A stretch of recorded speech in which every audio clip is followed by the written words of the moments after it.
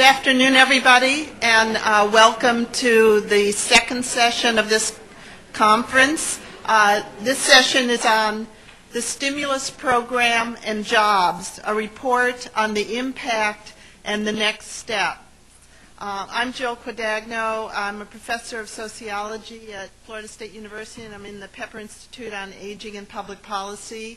I wrote a book called Why the U.S. Has No National Health Insurance, and a few days ago I had thought this was finally the exception to the rule, but no, we're deja vu all over again. I was thinking a little bit, to me this is a very interesting session because I really don't know much about what the stimulus has actually done in terms of the ground level, and I think we have a panel of experts here that can really inform us on that issue. I know as I was thinking about this session at my own university, one young woman who's an administrative assistant who would have been fired has a job for one more year because of the stimulus.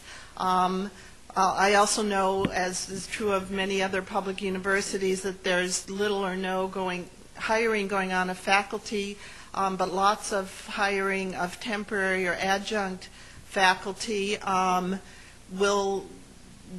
using stimulus dollars and therefore not making permanent commitments. Will that have some long-run impact in terms of the way universities are structured? So to find out what's happening all over the country, I'd like to introduce our four panelists, and then I'll let them get started. Our first speaker is Richard Freeman. He's the Herbert Asherman Chair in Economics at Harvard University, and he currently is the faculty director of the Labor and Work-Life Program at the Harvard Law School. He served on numerous panels of the National Academy of Sciences, has received the Minster Lifetime Achievement Prize from the Society of Labor Economics, and numerous other awards. Our second speaker is Edward Montgomery. He's the Director of Recovery and Executive Director of the White House Council for Auto Communities and Workers, certainly a place where the stimulus package has targeted. He's also was appointed by President Obama to this position in 2009. Mark Levison, who will be our third speaker, is the chief economist for the SEIU, the Service Employees International Union, and he has previously worked as an economist for the UAW, the American Federation of State, County, and Municipal Employees, and for Unite and Unite Here. And Rich Hobbie, who is our fourth speaker, is Executive Director of the National Association of State Workforce Agencies.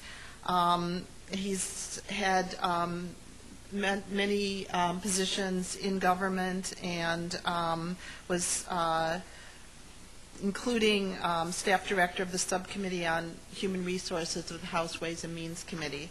So with that, I'd like to turn our session over to our first speaker, Richard Freeman. Oh, it's on. I just push some button. I think you just push this button here tomorrow. Okay, well, those are the angry voters. They didn't take it out on economists.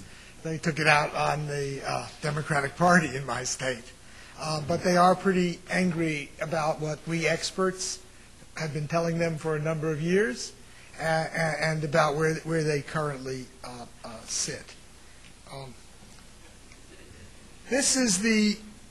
Our unemployment is not going down very much into the foreseeable future with the current economic policies we have, though they are the stimulus clearly is very helpful. This is it's not my estimate. This is this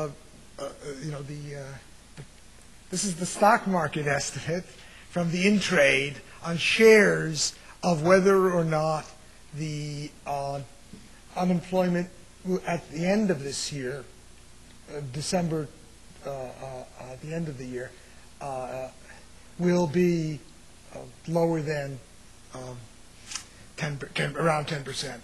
And the estimate is that it's going to be, by the December of the end of this year, greater than 10%.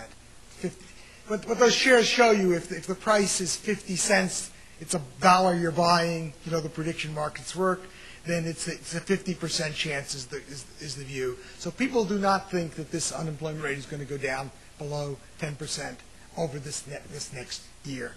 They don't carry shares up 2 or 3 years further. Let me just say the ILO has made an estimate of when the U.S. unemployment will get down to, quote, full employment level, you know, 5% or so, and that's not till 2016.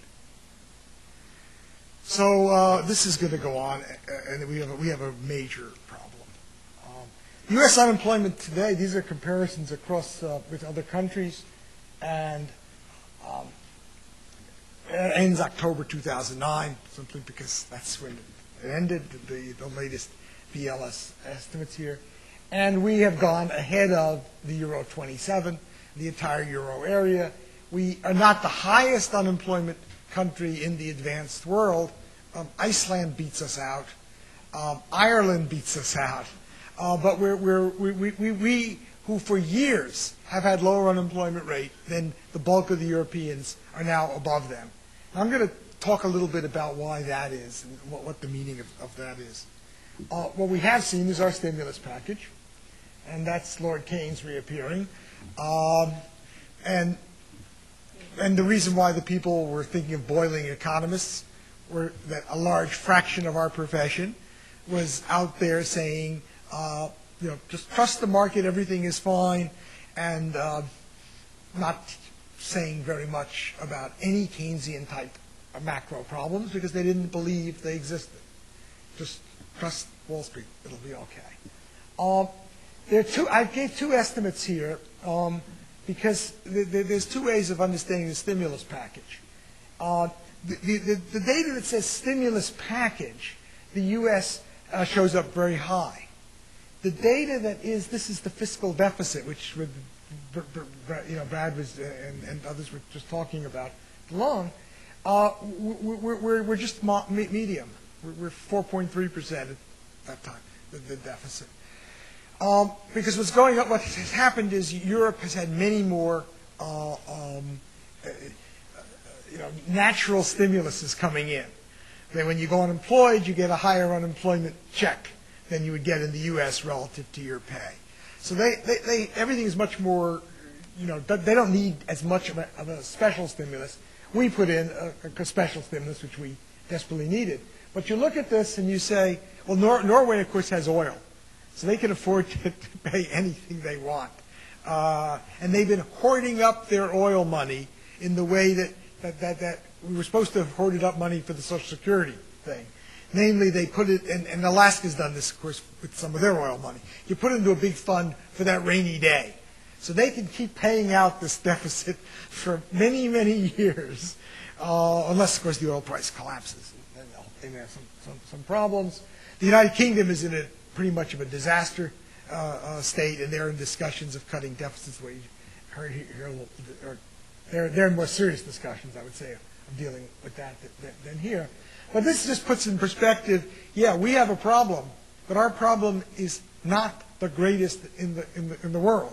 There are lots of other countries running larger deficits at this point of time, and I do not be surprised if the Europeans go into a worse crisis before we do. Just as a footnote, their banks are in as bad shape as we claim our banks are not. How am I phrasing it? Our stress tests claim that our banks are not in bad shape, but that's not true. The European banks are worse than the not true American banks being in trouble, and they have not really faced that in the same way. So this is a global kind of a problem in a very deep way. So first thing I just want to ask, I was very shocked at this, that the U.S. had lost more jobs than Europe in the crisis, and the unemployment rate went so quickly ahead of them. So you understand, now I can't blame the financial economists or the macroeconomists. There were labor economists who were sitting down explaining how it was the great flexibility of the American labor market, why we had short spells of unemployment and we had high turnovers, a lot of which is true. But for it to go south so quickly is remarkable. Well, what you see in Europe, aside from the bigger automatic stabilizers that I mentioned, is they've had a decline of productivity. And it turns out I think it was yesterday's Financial Times has this little article saying in almost every country in the advanced world, which is factually true, except the U.S., productivity has fallen. And you say, that's a terrible thing. How can countries survive if their productivity is going down? Were they forgetting what they're producing? No. They have had very explicit policies. First, work sharing, which means that it's productivity per worker, so there's more hours. The work is being spread more in Europe than in the U.S.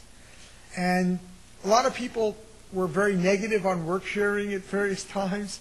It turns out in a crisis, they just jumped onto work sharing. Everybody, people who've been opposed to it, are now saying, oh, it's a good idea. And that's one. And then I did a calculation. I said, well, how's their hourly productivity? Maybe that's still going up, because you expect always productivity to rise. It's also that they're investing more than we are. So you expect everything to say their productivity should be rising hourly. And then it's also falling. So I said, but the hours productivity fell. And I was double surprised. And I went and I said, well, what on earth are they doing? Well, basically, they're paying people to keep people on jobs. And my first reaction to that, this goes to show the strength of, neoclassical economic thinking, was, oh, that's terrible. How could they do that? And then I did some rethinking of that. And I'm not sure, it's a little bit late in our game to do this, I think, if it's such a bad policy, because people are going to get their unemployment check in Europe in particular, and it's a pretty good check relative to what we would get in this country. And they're going to get it either sitting at home, being miserable because they don't have a work anymore, or showing up at a workplace where they'll do something, even though the firm doesn't need them as much as they did, and wouldn't want to pay their whole check. Some of the countries have put in policies which said, okay, we will pay some of what would be the unemployment to the worker to stay at the workplace, but you've got to have training programs built in. And we don't have that either. So I was, at the end, I came out much more favorable to these policies than I began. It's meant, because Europe had the following experience in the previous recession, in the 80s.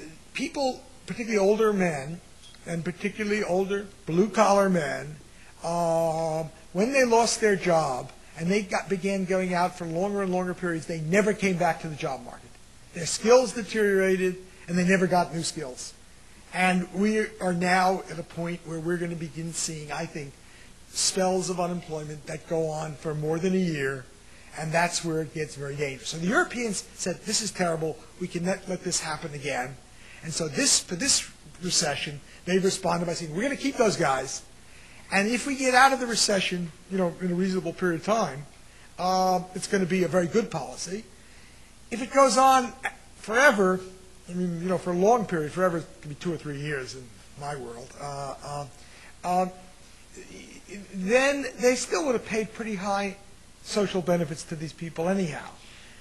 So I think there's some reason to this. It keeps people attached to the market. It turns out the unemployed people are about the most miserable people we have. The studies of happiness show the only thing that makes people as unhappy as being without a job is the loss of a spouse or a family person. So it's a real loss. You come home, what do? You sit in front of the TV. Maybe we could fund better TV shows or something. But there's a lot of cable. There's a lot of choice. And they can always watch PBS if they want to, et cetera. So people are really unhappy about this. So I actually think that people will be happier if they were going to their workplace and having some activity going on than if they go home. And then it raises output by a little bit if the firm has something useful for them to do. So the output GDP should be a bit higher than it would otherwise be. And then I said there's other questions about, particularly about the effect on other workers, which I think is uncertain. What happens if you know that I'm being brought into the university and kept in the university job, even though I'm not a very useful citizen, and I should have been the guy left off in a crisis.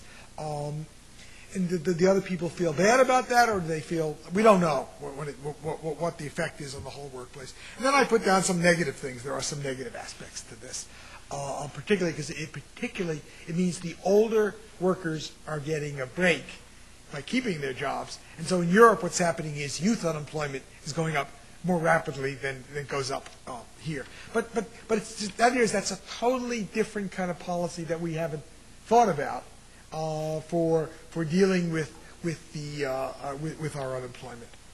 Okay. Our stimulus, by my sort of crude reading, is too small, and it may be too slow for this job. Now, the slowness is more.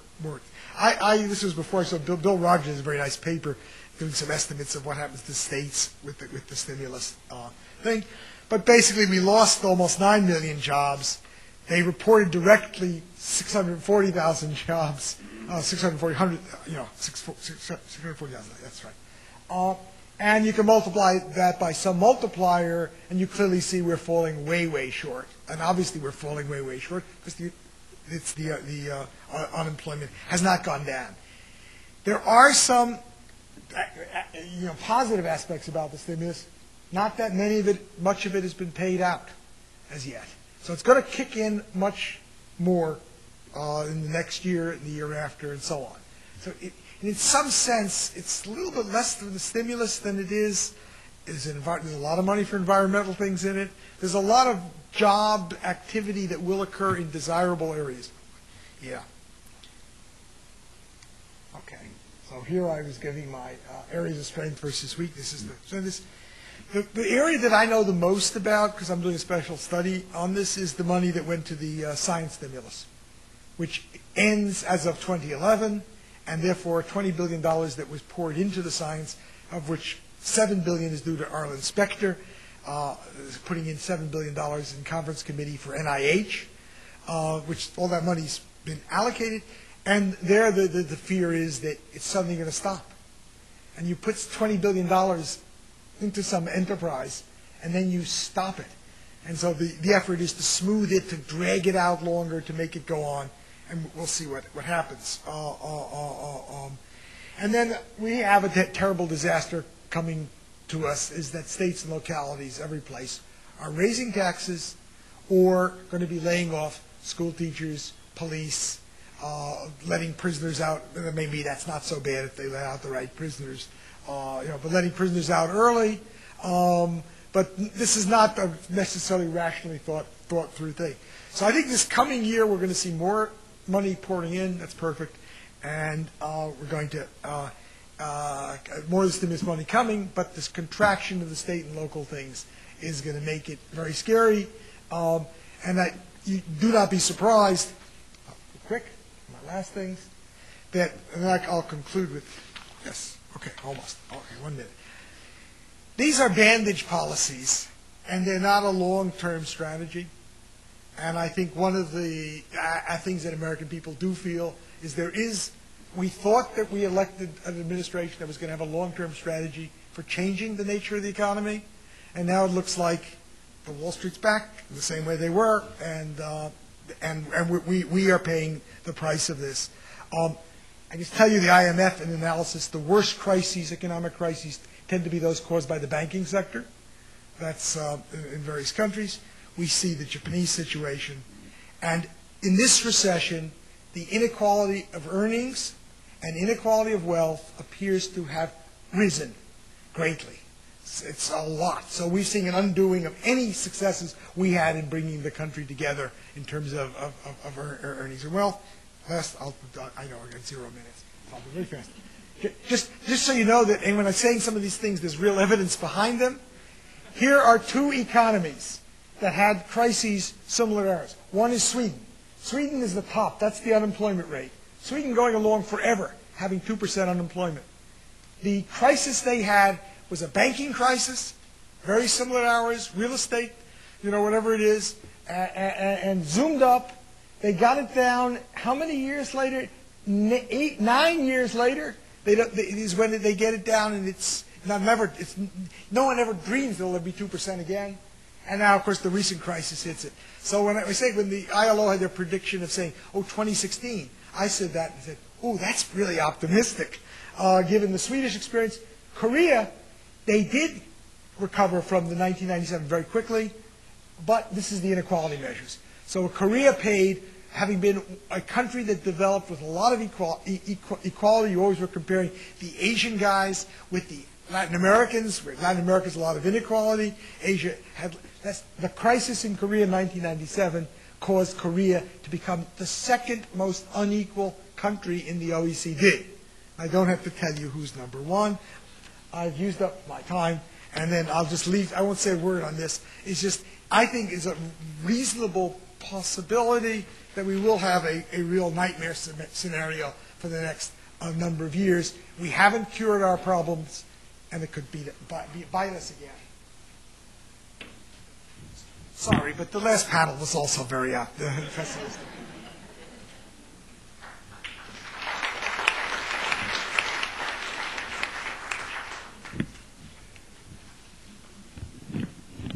I don't know whether to add to the sense of depression and gloom or try and be the Pollyanna in the room. But in any case, Richard has always been very, very provocative and enlightening economist. He was, you may want to disown it right now, but he was my professor as I got my PhD, and he's without doubt, I think, one of the leading labor economists of his generation, or the last couple of generations, in fact.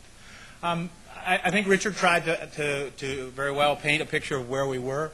I think from my perspective, it's useful to sort of keep reminding ourselves where we started from a year ago, where we are today, what's changed over that time period, because it gives context for what's been going on. And as Richard pointed out, we started going into 2009, coming out of 2008, GDP was dropping like a rock, dropped about 5.4% in the fourth quarter of 2008, 6% in the first quarter of 2009. Everybody saw our banks teetering on the brink. I think I heard one person say there were no more independent investment houses left in the country. They'd all either been bankrupt or merged. So all of those venerable companies had gone away. Housing prices were dropping, resulting in about a $5 trillion loss in consumer wealth in the fourth quarter of 2008 alone, $15 trillion from the peak. Unemployment and employment was dropping at around 690,000 jobs a month in the first quarter of 2009, and that was tacked on to a problem that Richard already identified. We started the year with an unusually high long-term unemployment already in the economy. It hadn't gone away, and so the number of long-term was just growing like mad. Since the beginning of the recession to January, we'd lost already 3.8 million jobs. By April of 2009, we had lost all of the jobs created in the previous 4 years. By May, we had lost all the jobs created in the previous 8 years. So we were dropping fast. I guess this is the. I'm sorry, I did all that without showing you any of the numbers, but you've seen them all before. So the Recovery Act was an attempt, in addition to very active macro policy, monetary policy by the Federal Reserve, and a fiscal stabilization program to try and save the banks, to head off the worst of the crunch, to put liquidity into the banking system, to try and stave off home foreclosures, which again were at historic levels. So there was active intervention by Chairman Bernanke, obviously a fiscal stabilization program, and the Recovery Act. The structure of the Recovery Act that passed by Congress was basically one in which the majority of the Recovery Act is actually tax cuts. The majority of the Recovery Act is tax cuts to individuals, tax cuts to corporations, about $288 billion. Another $275 billion are contracts and grants for infrastructure projects and things along that line. And then there was a third component, which was, broadly speaking, support for states through direct support for education and health care, Medicaid expenditures, and a variety of income supports, unemployment insurance, some support for elderly retirees and things like that.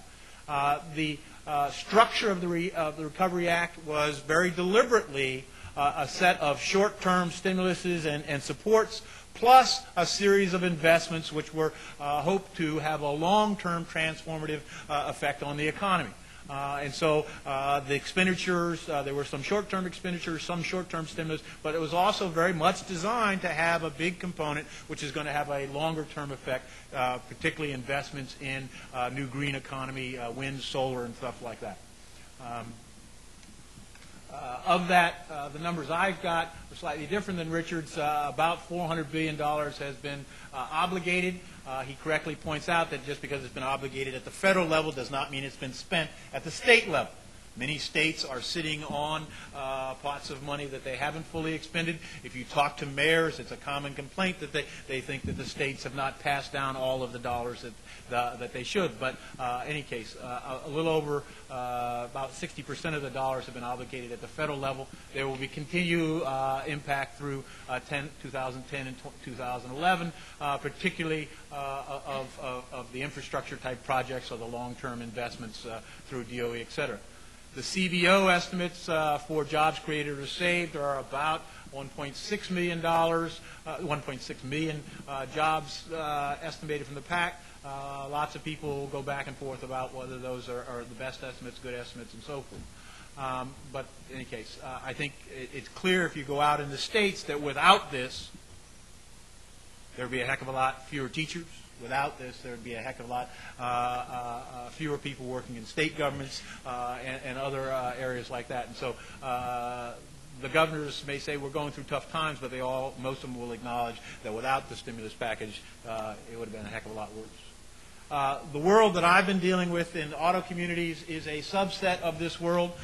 It's a world that has gone through a recession because it's actually even more severe. The automobile sector is perhaps the most cyclically sensitive part of the economy. And so you have a recession, autos always goes very down with it. And then you combine a financial crisis on top of the normal cyclical downturn, and autos tank. The automobile is the second most expensive purchase the average American makes in their lifetime.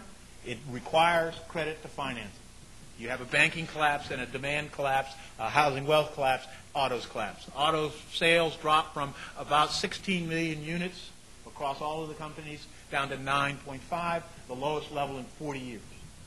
So the auto industry just tanked since '67. GM and Chrysler were the poster child for what happened. Between them, they lost about $70 billion in 2008. And we're both teetering on the brink as we came in. It had already appealed to the government for economic assistance. The states of Michigan, Indiana, and Ohio, which are the three most auto-intensive employment states in the country, they had been losing jobs at fairly record rates.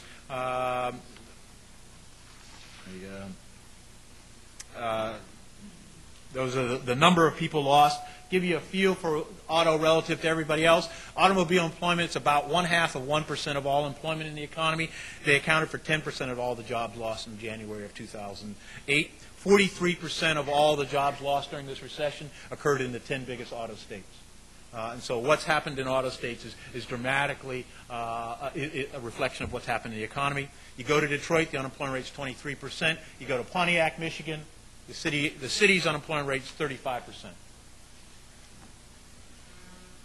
That's not a youth unemployment rate, not a minority rate. That's the overall rate in Pontiac, Michigan, which is, and you get a similar pattern in Flint and other large auto communities.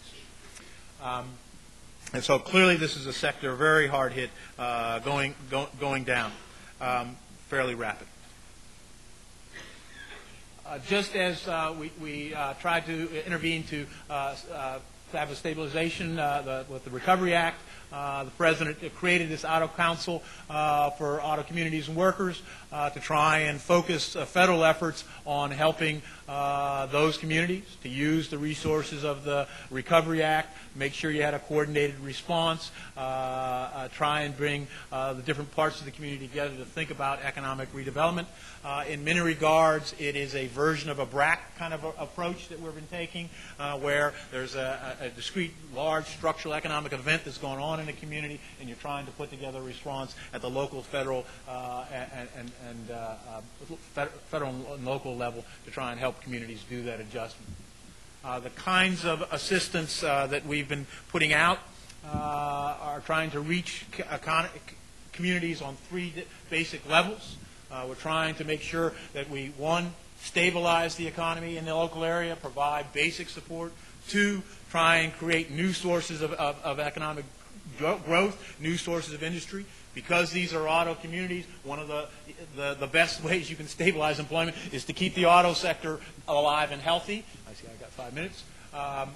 Just one anecdote in support of Richard's labor hoarding. There's lots of evidence to suggest that Toyota in its plants in Kentucky did not lay off its workers to the same extent that the Big Three did and engaged in a form of the labor hoarding he's talking about. But in any case, and what Toyota evidently has done is send a lot more people to training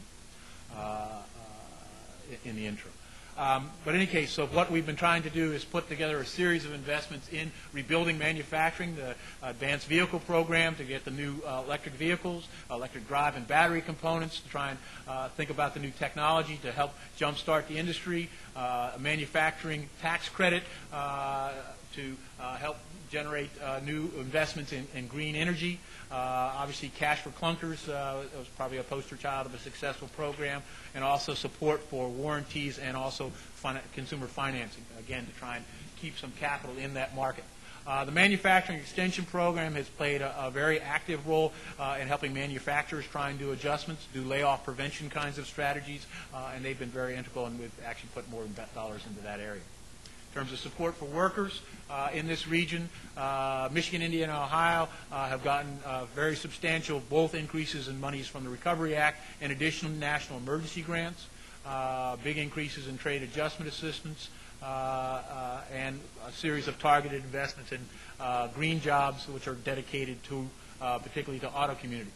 UI modernization came on at the right time, both to increase the amount of the UI check slightly, but also to broaden its reach, and many of these auto community states went with that. In terms of supporting communities, a big thing that we need to figure out how to do much more successfully is transfer the properties. Auto communities have this big plant, which used to be the crown jewel of the town. It's now abandoned. It can either be a source of continued downward growth. If you talk to the people in Flint, Michigan, they would be the poster child for what happens when you have an abandoned factory. It erodes the property value of the towns around it, of the houses around it. People abandon those houses, further dropping property values. You have to figure out a way to put properties back into productive use or make them green so that they're no longer a drain.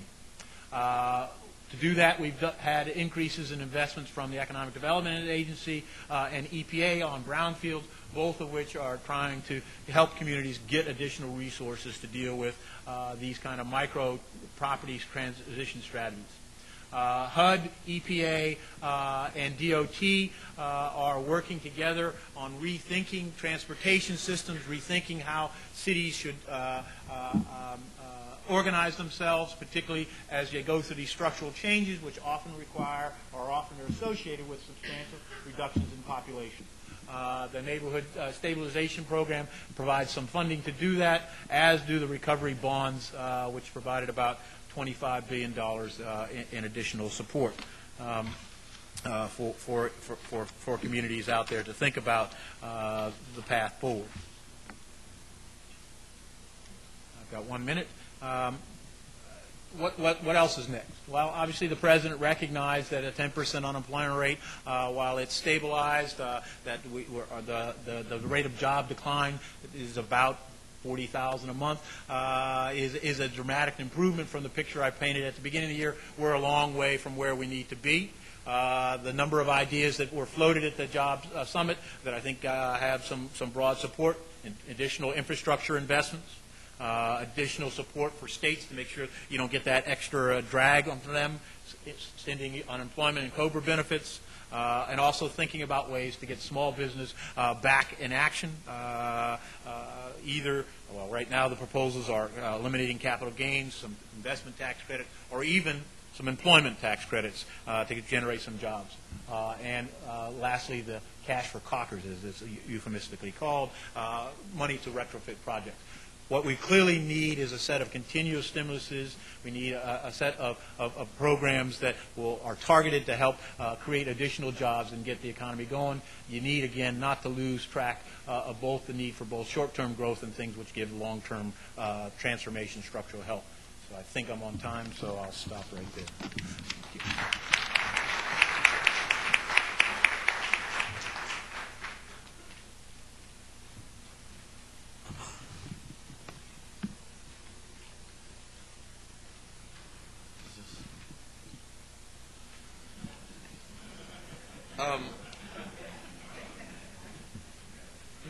Before I start, I just have to comment on why I love Richard Freeman. In his discussion of the subsidizing workers in Germany and so on, he describes how as a neoclassical economist, his initial reaction is he reacts with horror. Then he has a kind of tortured, detailed examination of the problem, and he at the end of the day, his human instincts overcome his neoclassical training, and on balance, he concludes it's a good thing, and that is, you can always, and that's how Richard is, and that's why we like him. I want to do three things quickly. Talk about and some of this overlaps with Richard's a bit.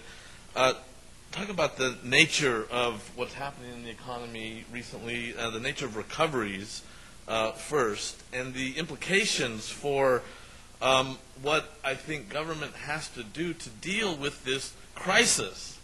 And I want to emphasize the word crisis of unemployment. This is an absolute outrage. And I'll come back to this. Third and finally, I want to talk about the political, if that's okay to do here, the political implications of not dealing with this crisis, which is where I'm afraid we're heading. I was going to talk more about the roots of this crisis, but I'm just a commentator. I don't have time, so I was going to start there, but I won't. And also, one other thing, I was asked to say something about healthcare, and I'm really not going to talk about healthcare, but some of you may have seen this. The red line is the growth in healthcare jobs during this recession. The blue line is the percent decline in overall jobs during this recession. Not 1 month in this recession, the worst recession since the Great Depression, has healthcare jobs declined. The month we lost 700,000 jobs. The month the U.S. economy was losing over 20,000 jobs a day, the number of healthcare jobs continued to grow. This is extraordinary. The number of healthcare jobs in this recession has grown about the same percent as the number of overall jobs has declined. This colossus that is it's a remarkable thing, and I think there are people in this room who know more about this than me, but I just wanted to comment on that. Now, every presenter has to have a slide that is completely impenetrable to everyone except themselves. And so this is my version. This is actually a very important slide, which I'll explain. And for those of you who look at the website Calculated Risk, you may have seen this. This is where this comes from. Each line represents a recession and a recovery. And so if you look at the dark blue line, which represents the 1948 recession, it's a very steep recession. And it's the number of months, on the bottom, and the percent decline in jobs. and then the number of months it takes to get back to where we were before the recession. And so behind all the blur of lines, the important thing to draw from this recession, if you look at all the recessions before 1990, so before the black line and before the 1990 and 2001, all of these recessions can be characterized as V-shaped recessions. There were maybe steep recessions, a lot of job loss, and then a very steep recovery. Very steep. That starts to change. You look at the 1990 recession, the black line. Not a very deep recession, comparatively. A shallow recession. And yet, takes longer to get back to where we were than any post-war recession, 1990. You look at the 2001 recession. Again, not a deep recession by historical standards. And yet it takes way longer to get back to where we were before the recession began. Then you look at this recession, which is the red line. Deeper than any post-war recession. And the question is, if the same characteristics which characterize the last two recessions are true for this recession, it's not 2050. I mean, you're looking way out in the future. And so it's not just that this is no normal recession. The nature of recoveries seems to have changed. Now, the implications, actually, some slides are missing here, but it's all right, I'll fill in. The implications here for, with the last two recessions, we didn't have particularly high unemployment. We're now at double-digit unemployment. Employment which is projected to increase for most of this year. By the way, it's not just Richard. I mean, most forecasters are expecting unemployment to increase. Mark Zandi predicts unemployment will peak in the third quarter of 2010. So that's September 2010. That's a month before the election. You couldn't imagine a worse scenario for a party in power. The question is, what is going to be done about this? What should be done about this? And the nature of this, it's not just 10% unemployment. 27 million Americans are underemployed or unemployed. It's about 18% of the workforce. That doesn't count 3 million workers who have left the workforce, which when jobs start to come back are going to re-enter the workforce. By the way, the 27 million Americans, that's the equivalent of the population of 18 states. This is a huge, massive, moral, social, economic problem that demands a response. And I find in this context, discussions about worries about the deficit obscene. As various people have commented here, we are crying out now, today, yesterday, 3 months ago, to increase the deficit. That is where growth is going to come from. That is where jobs are going to come from. The first stimulus worked. It happened to be way too small. As Dean Baker said, it's no secret.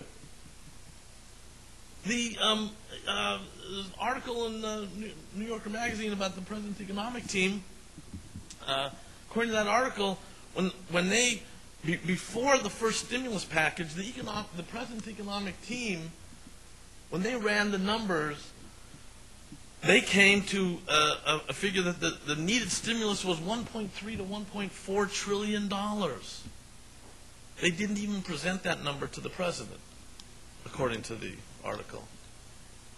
The existing stimulus was half that. I think they were about right. I think we need a stimulus now of, $400 to $600 billion. I mean, this this problem has to be dealt with. Now, our approach to this, what we are advocating, is a whole set of programs. A lot of these were components of the first stimulus. They need to be radically expanded. We heard about the state and local government situation earlier.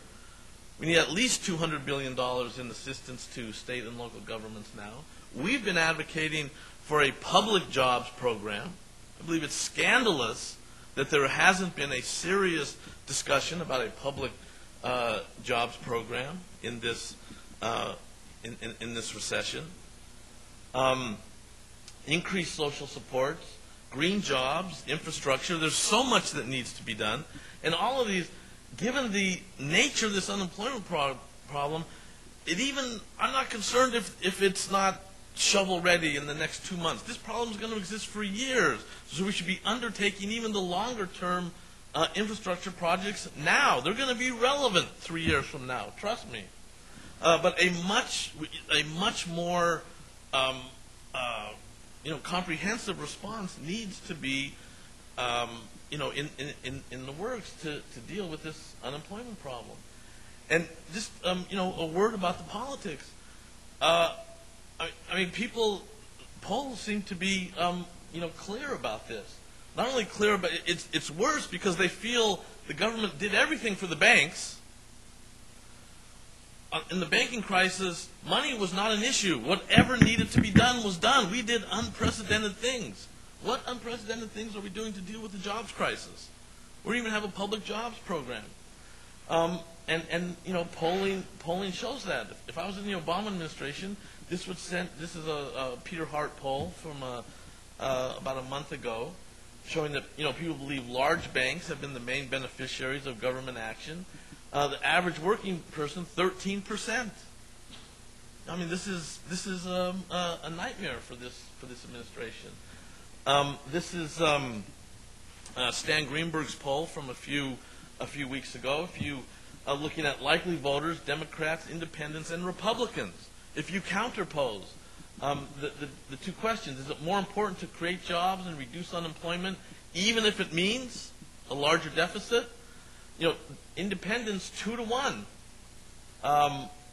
support that. Even Republicans. And then the second statement asks the same thing in the reverse manner. The public support for this seems to be clear, but we're at a political deadlock. The implications of not for this administration of not responding to this problem seems to me a repeat of what happened in the 1990s. And I'm afraid unless we and others are successful in moving this administration and this Congress to respond in a much more aggressive way, the implications for everything that we hold dear and everything that people in this room hold dear, I think, are quite severe. Thank you.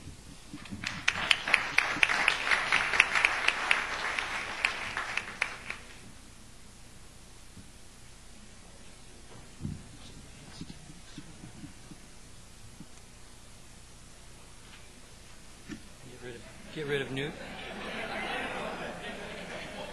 He won't go away.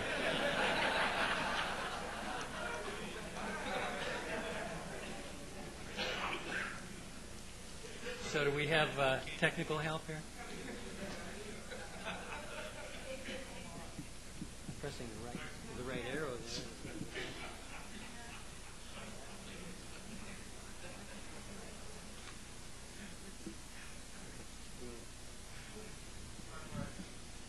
Okay, I too have at least one very interesting slide, which I hope I will be able to show you. But we're going to talk about a social insurance program now instead of all the problems we have. But this program has problems too. No? It's not going to work. Nothing.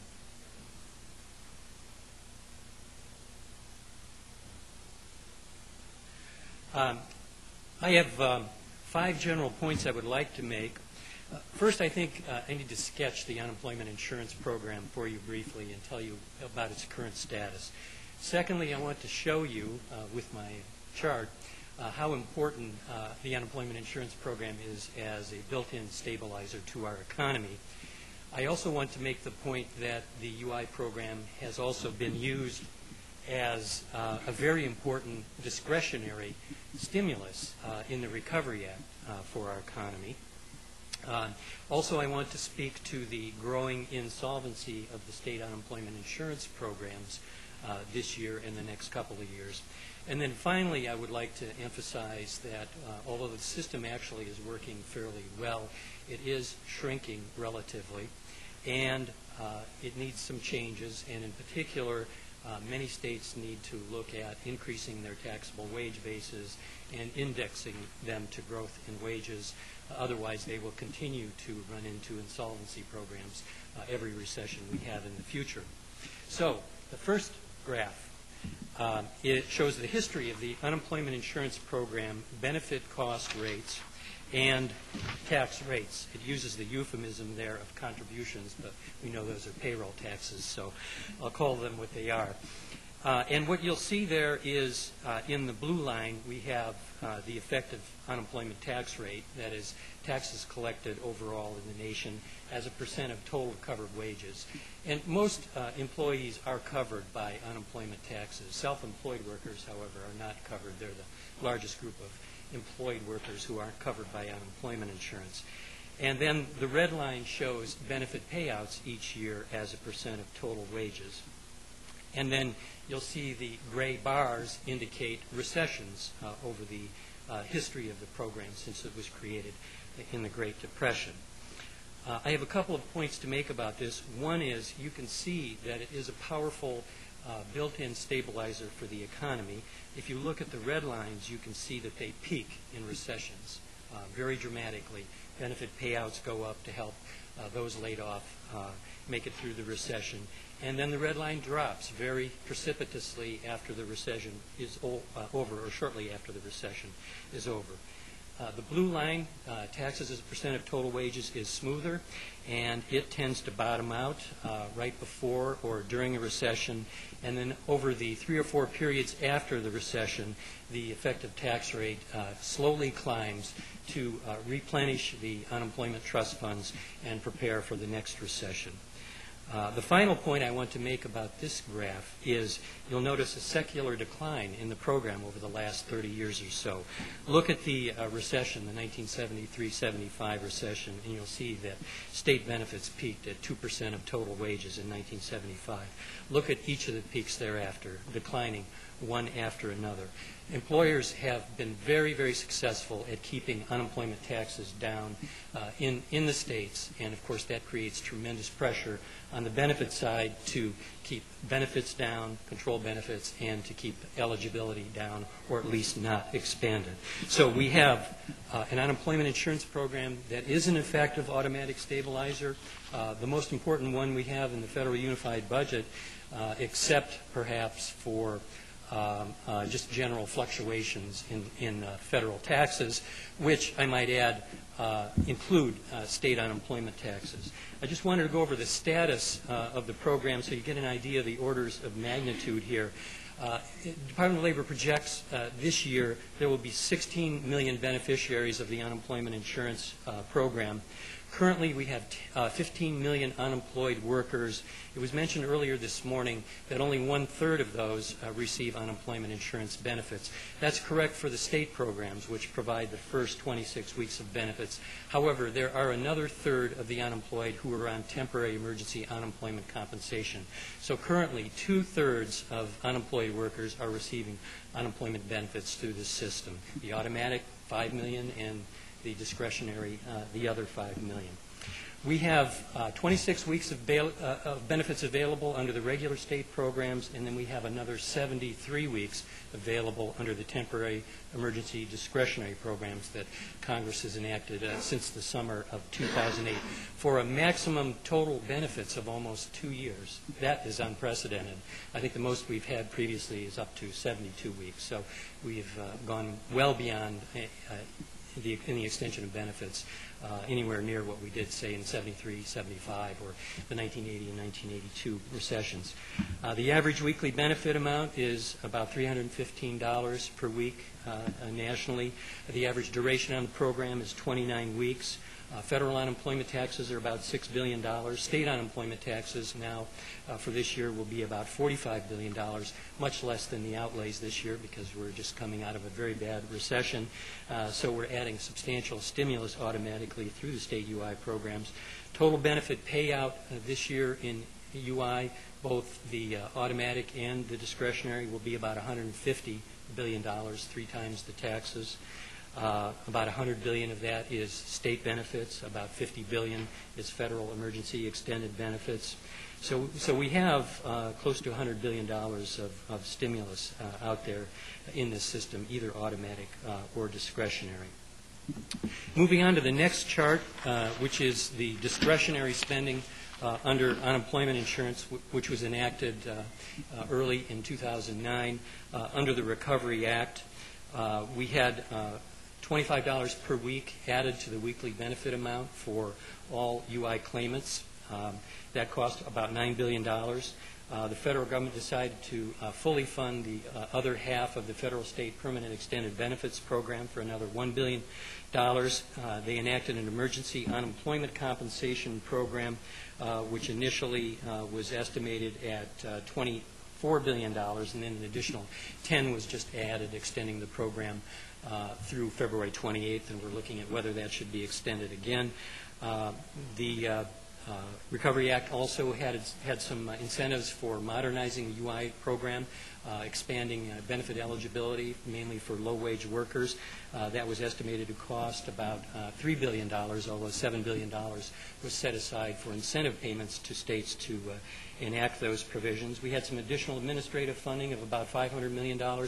Each year, the federal government underfunds states for administration of the unemployment insurance program by about $600 million, which makes it very hard for states to administer the program in a proper and efficient manner as required by the Social Security Act.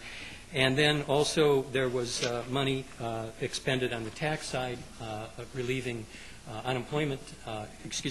income taxes on unemployment benefits for the first $2,400 paid in 2009 only. And then finally, there was also an additional $500 million appropriated for reemployment services, half of which was targeted on helping unemployment insurance claimants become reemployed in the 2.5 or so million jobs that are currently available out there in the economy. I didn't switch to that. I'm sorry. Those were summarized there. The last chart I have that I want to go over addresses the issue of state debt. We currently have 25 programs that have borrowed $27 billion from the federal government. It was said earlier today that that is about twice the debt that was incurred in the mid-1980s as a result of the 1980 and 82 recessions. But we need to adjust that for the size of the economy. And when you divide by total wages paid, what we find is the situation is not as bad as it was in the mid-1990s. And you can see that in the blue bars versus the red bars. In the middle there for 2009, you can see the $27 billion. That's only about a half percent of total wages paid in the economy, estimated in 2009. In 1983, the debt had accumulated to almost 1.1% of total wages in 1983. So we're not as bad as we were in the mid-1980s, but we might get there yet. And if we look at the projections that the Department of Labor has provided for accumulating debt in the system over the next 2 years, the Department of Labor projects that the outstanding debt will rise to $90 billion, and 40 out of the 52 state UI programs, D.C. and Puerto Rico are included in that, the total will reach $90 billion, and that will be almost 1.8% of total wages paid, significantly worse than the mid-1980s. So what is going to happen as a result of this? I think the system will respond automatically through experience rating. Employers' taxes already went up. This year, we did a survey and found that in 35 states, the median increase in unemployment taxes this year was 27%.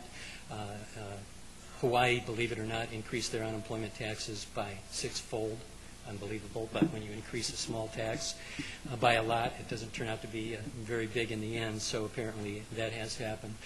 I expect, as you could see from the graph, these unemployment taxes will increase the next several years as solvency taxes kick in, tax schedules go up even higher, and as states this year and next year look to see whether they have any structural imbalances in the program and whether they need to raise their taxable wage bases, index their taxable wage bases, or even cut benefits. The history of this problem in the 1980s was when states go into debt and they have to solve this problem, usually the automatic adjustments in the state programs and the automatic increases in federal unemployment taxes to require states to pay back the debt to the federal government don't solve the long-term problem. So they have to meet in the state capitals, bring together the interested parties, business and labor, and the public, and figure out how they're going to make structural changes in their UI programs to correct any structural balance they have. That usually means a cut in benefits, a cut in eligibility, and increases in taxes, some kind of compromise between all those interested parties. And when they do that, what happens is you find a secular decline in the relative importance of this very important social insurance program in the economy, and that's what you've seen in the last 30 years. I expect we'll see something similar to that work out over the next few years. In the 1980s, we moved into a period when we had relative price stability. After the early 1980s, we had fairly strong economic growth, and overall unemployment declined and became relatively low. The states in the early 1980s, there were about 30 of them that had huge debts, were able to repay their debts by 1990. That was largely a function of the good economy. After about 1982, there was about 8 years there before we had another recession. We need another 8 years of fairly good economic growth and declining unemployment to pull us out of this new debt problem that we're experiencing right now. Let's hope that happens. Thank you.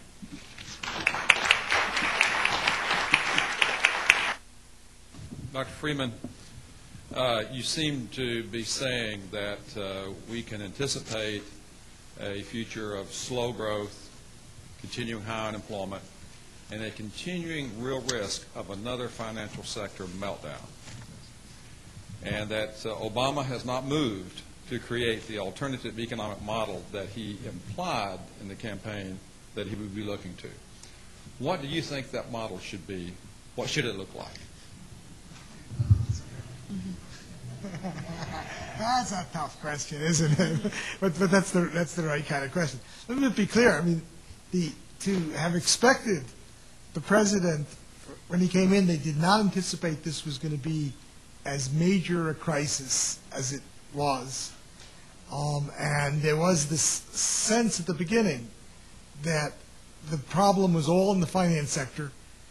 If we just cured the finance sector, everything else would move along. So I don't want to hold the administration up to an impossible standard, if I can phrase it correctly, that they should all have had come in with a thinking much different. I think the first order, it has to be, we have to look for a major area where we can both create lots of jobs and produce valuable goods. I think this is really the green economy, that we, in some sense you could say, unemployment means workers, many workers in our country, have zero cost to basically, they're producing nothing. So, and if we're going to really make a massive change in our energy system, in our retrofitting the houses, the president, there's a program for retrofitting houses. They've done some of these things somewhat, and maybe it's as Mark said, they went much too short of this because they didn't really understand how great this recession would be. That's the first order.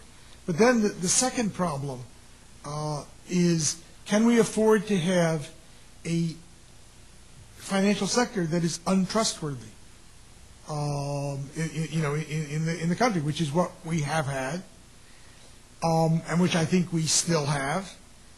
We've bailed that one out because someone said they hold us, they can really screw the whole economy. They're a critical part.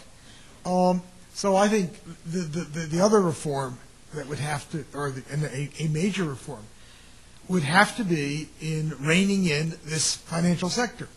Now, it turns out the previous chief economists of the IMF have said this. So this isn't, at one point I would have thought this was a vaguely radical kind of view. It's not. There are an awful lot of people who know the banking and finance sector who say we need some fundamental reforms there. Now, which ones there? More conservative people favor cutting the banks down to size so they're not too big to fail.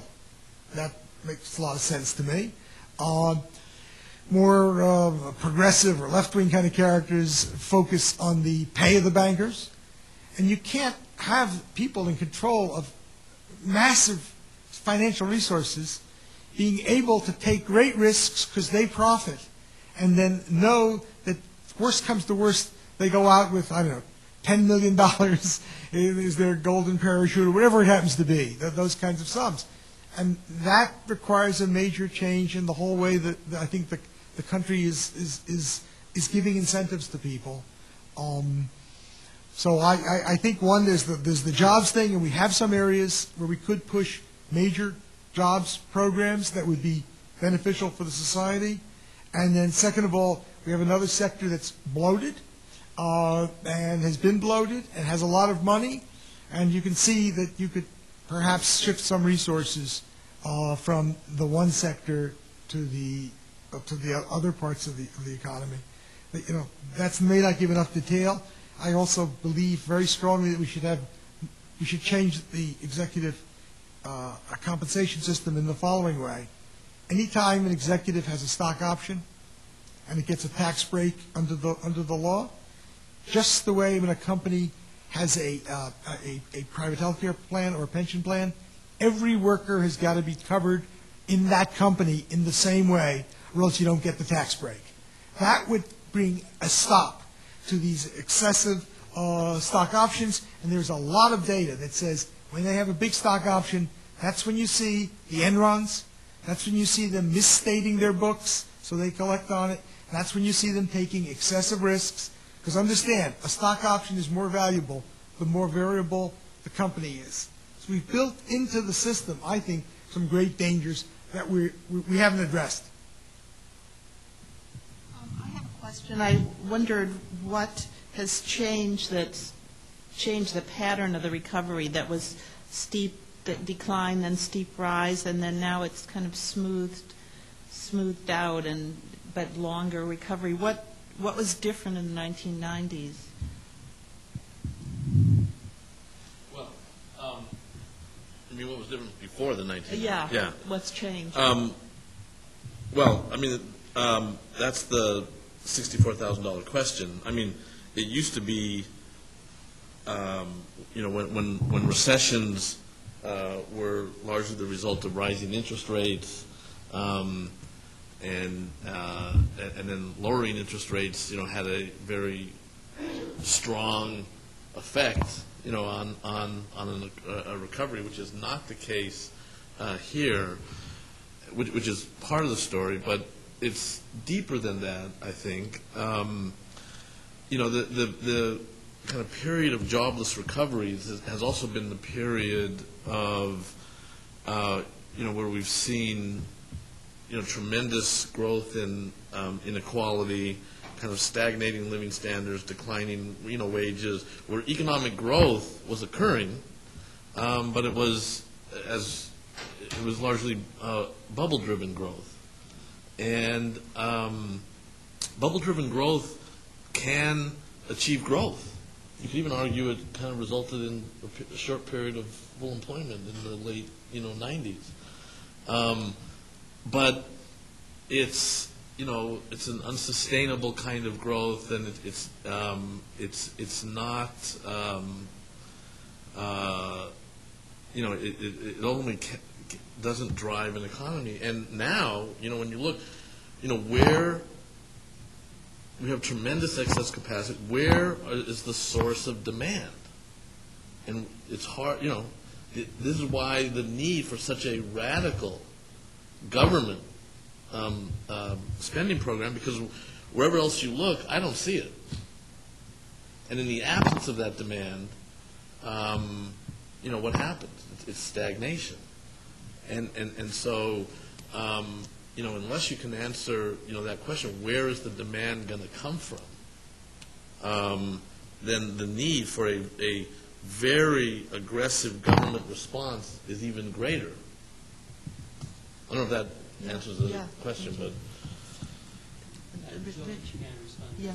but something we noticed during this period in the unemployment insurance system is there's been a secular rise in the average duration of unemployment on the unemployment insurance program of about 2 weeks. And this has, I think, occurred because there are fewer temporary layoffs and more permanent layoffs, and workers are having a little bit longer time trying to find a job. At the same time, as a matter of policy, the federal government de-emphasized reemployment services and emphasized training at a time when we probably should have been continuing to emphasize reemployment services, maybe even emphasizing it even more. Brookings Institution recently published a paper indicating that reemployment services have very high benefit cost ratios and are a very good investment, and that's one reason why the Recovery Act put more money in that area. Thank you. Thank you. Start over here. If we looked at some of the graphs that we saw earlier, it appeared that a fair amount of the stimulus package were in the form of transfer payments, tax reductions, and a very small portion, relatively small portion, was in direct job creation, infrastructure, et cetera. What would your recommendations be for future stimulus coming out of the government? Transfer payments, tax cuts to people, or would it be more in actual building highways, replacing school buildings, other infrastructure? The quickest way for the government to create jobs is for the government to create jobs. Now that, I don't know why, it seems off the political agenda. We did it, and we did it not just in the 30s. I mean, the economic radical Jimmy Carter did it when unemployment was much lower than it is today. He did it when unemployment is lower than it's going to be in 2012, according to our most optimistic. He did it when the unemployment rate was, I think, less than 8%. And CETA, which has, I think, gotten an unnecessarily bad rap, actually, I think was, quite successful. Employed almost 800,000 people at its, at its peak. And we estimate that a job program today, $40 billion, would hire 1 million people. It's about 1 million people per $40 billion. That is much cheaper and more direct than any of the other. I mean, we need to do all the other things too. But yes. Could I just respond to that, too? Okay. Just two quick points. One, Richard Freeman mentioned earlier short-time compensation programs. We have only 17 states that have short-time compensation programs in this country right now. Senator Reid from Rhode Island has a bill to provide some incentives for other states to enact those programs. That'll take a while, so it doesn't really help in the next year or two, perhaps. But that is, I think, one good measure. It's been very successful in many states, such as New York, Washington, Texas, and so forth, and they're touting that. And then secondly, I also wanted to reiterate that the Recovery Act in the workforce area emphasized human capital investment, and states are spending that money under the Workforce Investment Act on training at very high rates, and expect to expend all that money by the end of June of this year. When you have a very low opportunity cost of going into training, it's a good time for people to go into training. We just hope we can stimulate the economy enough to create additional jobs so they can find employment after they leave the training. One other thing on this that connects to the training, we've argued that this isn't the type of, this is an occasion, and it just goes back to Jennifer's presentation earlier today. And in areas like where the employment is exploding, like home health care, where these are very low paid jobs, no training, yet these are very important jobs. At a time like this is when the government should seize the opportunity to provide training for these jobs, wage subsidies, kind of create career ladders for areas where we know there's going to be a big demand for employment, and where we can create training which leads to jobs, and the jobs don't have to be minimum wage jobs. Public jobs should pay higher than minimum wage. The average wage in CETA was twice the minimum wage.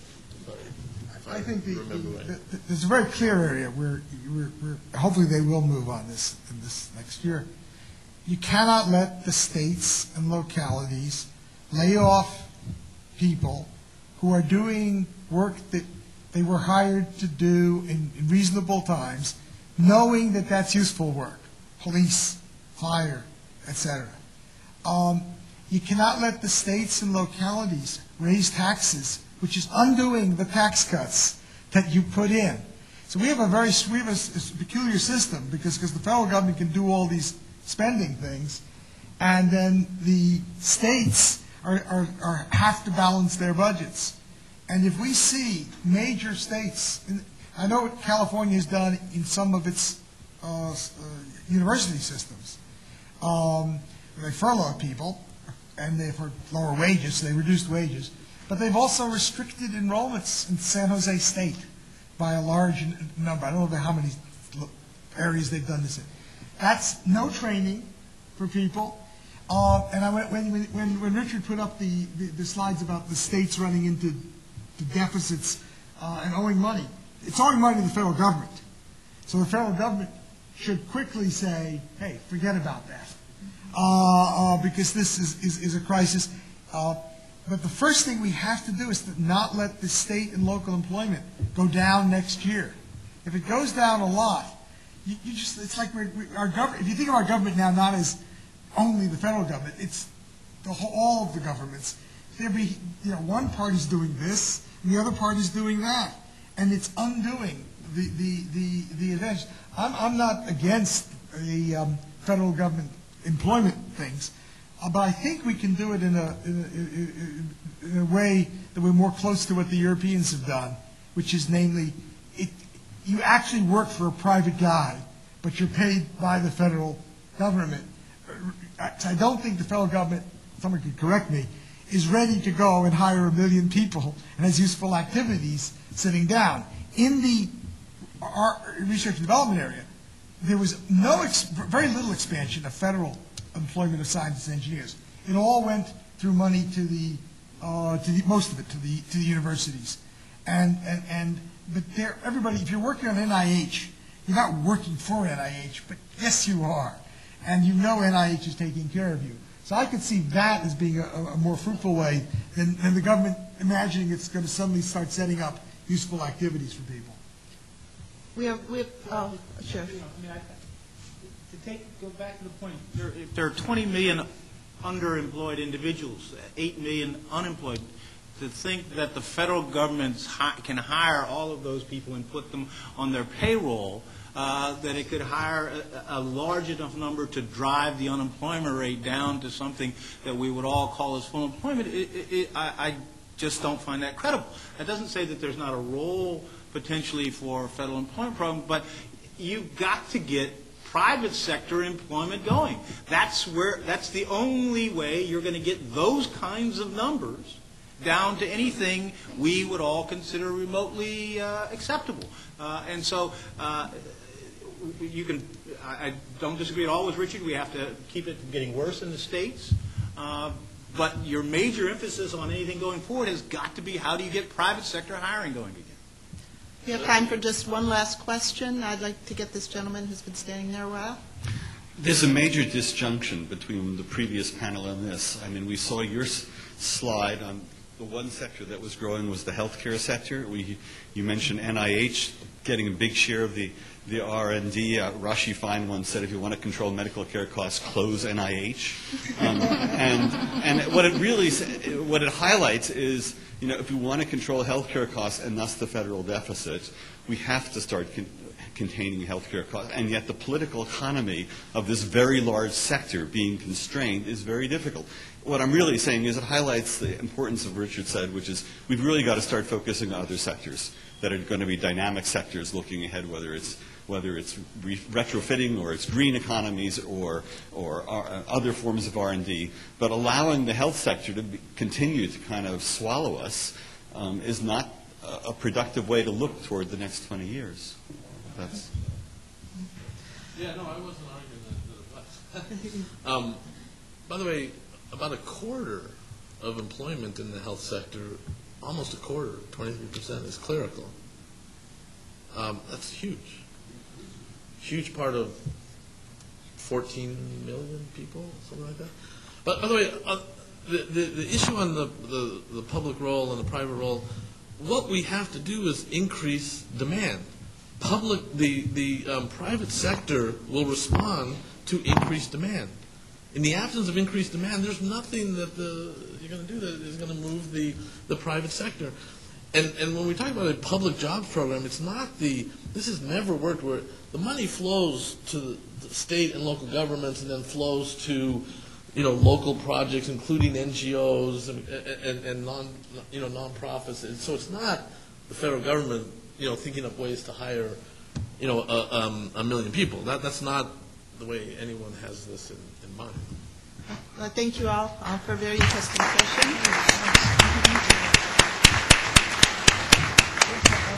And I believe the plan now is to go right to our next session.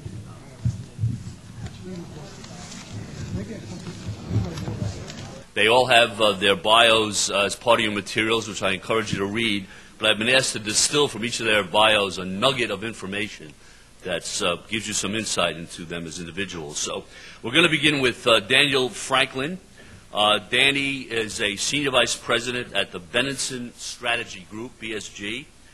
Danny will talk about how the American public views Social Security based on a very path-breaking NASI Rockefeller Foundation poll that I don't think has gotten enough attention. So Danny is going to review the results for you. And to distill something from Danny's bio that I think is of interest, it's really the answer to a trivia question. And that is, what do Cadbury candies, Lazy Boy recliners, and T-Mobile have in common? And they are all clients of Danny. So as Danny is speaking late in the afternoon of the first day of a conference, just imagine sitting back in a Lazy Boy recliner, texting your friends and family, and eating a box of chocolate-covered Cadbury cherries. And that will give you a whole different flavor for Danny's presentation. Danny will be followed by Nancy Altman. Nancy is the co-director of the Project on Social Security and chairs the Pension Rights Center.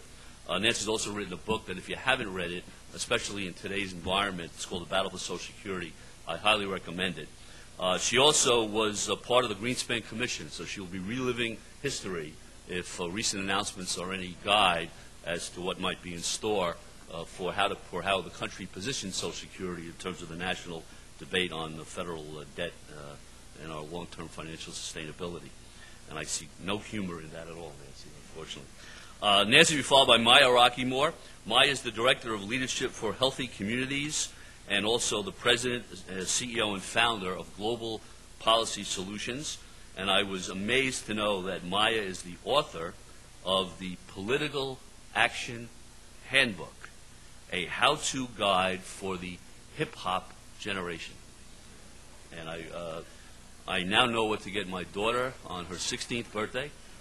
And I'm going to make her a promise that if she agrees to read it, she's going to insist that if I get her a promise to read it, I'll promise to stop singing I've Got a Feeling by the Black Eyed Peas, which I love singing. She tells me, she says, Dad, that's really not hip-hop. So Maya will be followed by Paul Vanderwater. Paul is a senior fellow at the Center on Budget and Policy Priorities. His contribution to the younger generation is something that NASI put out. He edited Security for America's Children So I think that's something that is worth attention, although it may have benefited from a different title to get more attention. And then finally, David John, who is a senior research fellow at the Heritage Foundation. David will act as commentator, which will include his discussion of the federal deficit and its effect on public policy options, with an emphasis on Social Security and retirement income. And David has been one of the leading proponents of something that could really be the last missing piece to the transformation of 401k plans into defined benefit-like plans, and that is the proposal to make annuities not just available in 401k plans, but the default option for individuals who are retiring. If they do nothing, they would annuitize their 401k plan, which I'm sure will make him very popular among rank-and-file workers in the United States. So with that, we're going to try to do this in such a way that we'll leave about 25 minutes for questions and answers, so you can all have a role to play in this. But let me start by letting Danny take us through the survey findings. Danny?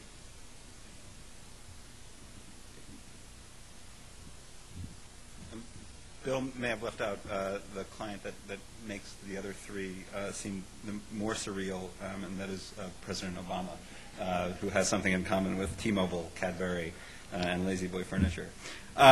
It's a great pleasure to be here. We had a lot of fun with this survey, and we learned an awful lot.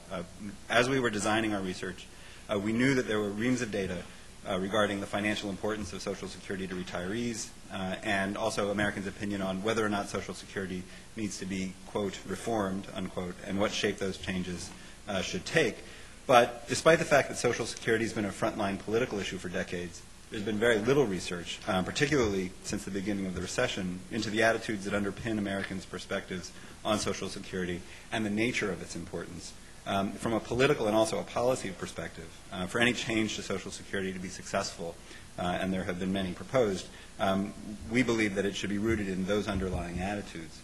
Some quick methodology on our poll. The poll was conducted in July, between the 7th and 14th of July, and it was conducted among 1,500 Americans. So the margin of error for Stat Geeks is about 2.5%. A note on the timing: it was conducted very much at the peak of the recession. The economy was losing about 500,000 jobs per month, and the discussion in Washington was, as it continues to be 7 months later, on health care reform. What struck us at that point with that political environment was that Americans were more concerned about having enough money for retirement than a range of any other economic concern. For instance, among Americans below the age of retirement, retirement is the primary financial concern. 82% said that they were concerned that they wouldn't have enough money for retirement. That is significantly more than said they were concerned about making monthly bills, losing a job, and even slightly more than said they were concerned about being able to afford health care. Even among young people, among those between the ages of 18 and 34, the top concern was having enough money for retirement. These concerns are drawn from Americans' expectation, and it is a very widespread expectation, of an insecure retirement. Of those younger than retirement age, 35% say they expect a financially insecure personal retirement. Only 25% expect a secure one. And that's really a staggering number given Americans' traditional confidence about their economic future. More people are expecting to feel pressed in retirement than secure. And even brash young Americans below the age of 35, they're just as likely to say that they will be insecure in retirement as secure.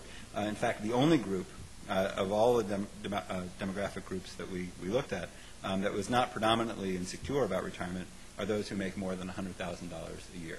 That is a very narrow slice of the American public, and when you take them out of the picture, pretty much the predominantly everyone else is expecting to face an insecure retirement. With the recession weighing heavily on Americans' attitudes, the overwhelming majority make a direct connection between the economic crisis that they're experiencing now and the need to strengthen Social Security from a policy perspective. We asked a range of attitude statements to get agreement or disagreement on them. 88% of Americans agreed that, quote, with the economy and stock market as bad as they are right now, Social Security benefits are more important than ever to ensure that retirees have a dependable income when they retire. And within that 88%, 65% strongly agreed. One of the striking things about our study was the degree to which opinions toward Social Security crossed party lines. For instance, 85% of Republicans agree that Social Security benefits are more important than ever, 86% of independents, and 93% of Democrats. This is something in which personal experience trumps partisanship to a really striking degree. If the concern about retirement provides one pillar of support for Social Security and its future, personal experience provides the other. It is a myth that Social Security is a seniors issue, and it is a well-worn myth. A quarter of American adults receive Social Security, either through retirement benefits or disability benefits. Another 40% live in a household with someone receiving benefits or have a close family member on Social Security. Now, of that 40%, about half say that it would have a significant financial impact on them personally if that family member did not receive benefits. So, adding up all those numbers, about half of all American adults say they receive a direct financial benefit from Social Security, and it would have a severe impact on them if it were taken away. As I mentioned, personal experience trumps partisanship and ideology, and it's this personal reliance, rather than party affiliation, that underpins attitudes on Social Security from a policy perspective, and particularly from a taxation perspective. 76% agreed that, quote, they don't mind paying Social Security taxes because I know that if my parents, grandparents, or other family members didn't receive Social Security, I would have to support them in their retirement. So it's 3 out of 4 Americans say that they don't mind paying Social Security taxes for that reason, and 49%, about half, strongly agree. The third pillar to Americans' support of Social Security is one of values. Americans believe that Social Security expresses some of the core values of the nation. For instance, 87%, 7 in 8, agreed that, quote, I don't mind paying Social Security taxes because it provides security and stability to millions of retired Americans, the disabled, and the children of widowed spouses of deceased workers. Again, 7 out of 8 say that is the reason they don't mind paying Social Security taxes, because it's going to people that they feel are worthy of their support. And again, about 3 out of 5, 62%, strongly agreed with that statement. And going a little bit further on the values dimension, 86% agreed that Social Security is a program Americans should be proud of because it's a way we share responsibility and ensure security for working Americans and retirees. Thinking about the divisiveness in American political life, and particularly on the dimension of policy, any number above 86 among 80% really is a striking degree of national unity. And we think from a policy perspective, there is a lot of political potential in that unity. So those 3 elements, concerns about retirement, the direct benefit Americans receive from Social Security, and the sense that Social Security reflects the best values of the nation, provide that strong backing for the program, concern for its future, and really overwhelming support for steps to improve it. On the whole, Americans are deeply supportive of Social Security, and they want Congress to take steps to strengthen it. 45% say that we do not spend enough on Social Security, 3 times as many as say we spend too much. About 35 to 40% say we spend about the right amount. But when people show dissatisfaction with Social Security to a strong degree, it's not because they think it is costing too much, but in a certain way costing too little. And as an indication that Social Security has become an apolitical pillar of our system, even Republicans are more likely to admit that we're not spending enough on Social Security. 34% of Republicans say we're not spending enough, only 22% say we're spending too much, and another 36% say we're spending the right amount. So even among the political base, for those who have typically tried to limit Social Security, 70% say we're either spending the right amount or not enough. There is widespread concern. 65% of Americans are concerned that Social Security will pay benefits for the next generation. And again, there is overwhelming bipartisan agreement on the need for Congress to act. And that 98% of Democrats say it's important for Congress to act, 93% of independents, and 87% of Republicans. This is critical, particularly in light of data that suggests Americans are willing to pay more in payroll taxes to strengthen Social Security. No one likes paying taxes, and elected officials naturally are very reluctant to make any proposal that could be construed or even misconstrued as a tax increase. But there's something about the dynamic of Social Security that turns that on its head. Something that I've heard a lot in focus groups, not for this project but for others, is a concern that working Americans won't see the money that they have already put into the Social Security fund when they retire because they expect the system will go bankrupt. Unlike for most taxes, voters see Social Security as directly benefiting them. So in this light, paying higher payroll taxes to strengthen Social Security provides Americans with greater confidence that the investments they have already made in Social Security will be protected. In this way, it increases the chance that they'll see a return on their taxes, not decreases them. So as a result, we see some very strong responses to proposals that would shore up the finances of Social Security. For instance, 74% agree that it's critical we preserve Social Security, quote, even if it means raising wealthy Americans' contributions. When you tweak that statement just a little bit, 77% agree that with a statement that asks for increased contributions from working Americans. Now the intensity is a little bit lower. About 42% strongly agree that we need increased contributions from working Americans, compared to 55% who agree that the contributions would come from the wealthy. But still, 3 out of 4, regardless of who is paying, would support higher payroll taxes. And 83% support lifting the Social Security tax cap so that all workers pay the same payroll tax rate regardless of income.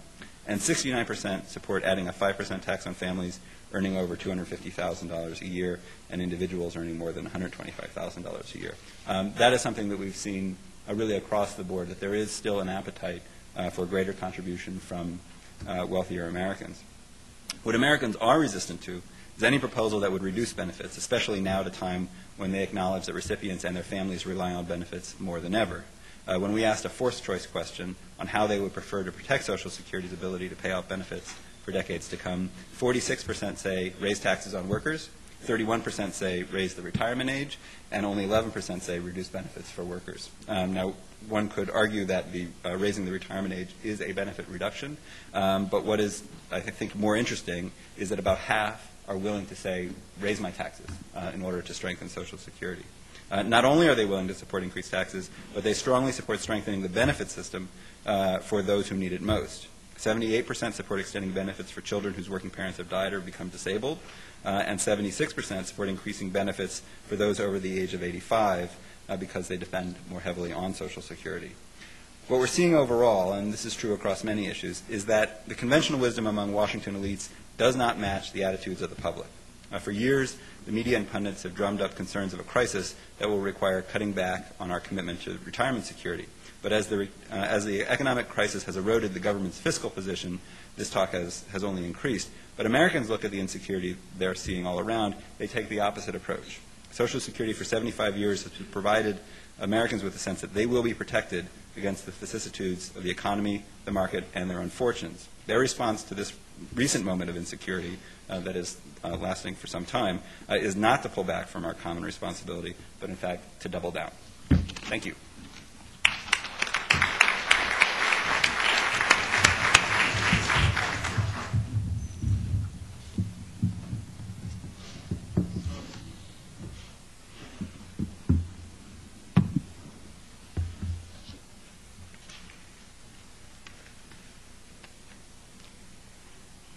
The current bad economy offers illuminating lessons about retirement income security. Millions of Americans lost trillions of dollars in wealth contained in 401ks, other stock holdings, and home equity, which those Americans may have hoped to draw down in retirement. Bank failures spiked, and savings in many banks remained secure only because of federal deposit insurance created in the early days of the Roosevelt administration. For the lowest income Americans, means-tested supplemental security income has remained the source of support in old age, but it also has remained extremely restrictive. Its asset limits were last updated over a quarter of a century ago, and I believe that its rolls have remained relatively flat, even as joblessness and foreclosures have increased. In contrast to individual savings, which disappeared, and means-tested welfare, which has remained restrictive, Social Security has continued to provide over 50 million Americans guaranteed benefits on time and in full as a matter of right. It is rock solid, stimulating the economy by maintaining purchasing power. Early retirement benefit claims have increased, and those benefits provide an important backstop for those older workers who find themselves thrown out of work. Individual savings, means-tested government programs, and group insurance like Social Security and employer-sponsored defined benefit plans. These three primary forms of providing retirement income were brought into sharp focus by the so-called Great Recession. The insights about these various sources of retirement income, already known to students of history, have been revealed again. The first insight involves the shortcomings of individual savings for provision of retirement security. While individual savings are valuable, particularly for meeting short-term needs, they have never been, even in the best of economic times, terribly successful for providing economic security for most people's long-range needs, like loss of wages due to old age, or uncertain needs, like loss of wages due to permanent disability or death of a breadwinner. For one thing, individual savings concentrate all risk on the individual. Savings that are not insured or invested in extremely safe instruments like treasury bills are susceptible not only to poor investment decisions, but to factors beyond any individual's control, including market ups and downs. Most individuals lack the resources to simply ride out a bad market, but may be forced to cash out at an inopportune time and lock in losses. Furthermore, the benefit that is received is dependent on what is contributed. Those individuals who become unemployed or disabled or have more immediate and pressing economic needs may be unable to save in some years and indeed may have to draw down savings to pay for those other more immediate and pressing needs. Not surprisingly, even before the recent economic collapse, average balances of 401ks were extremely low. The second lesson involves welfare. Welfare programs have an important place in providing economic security, but like savings, they too have inherent weaknesses.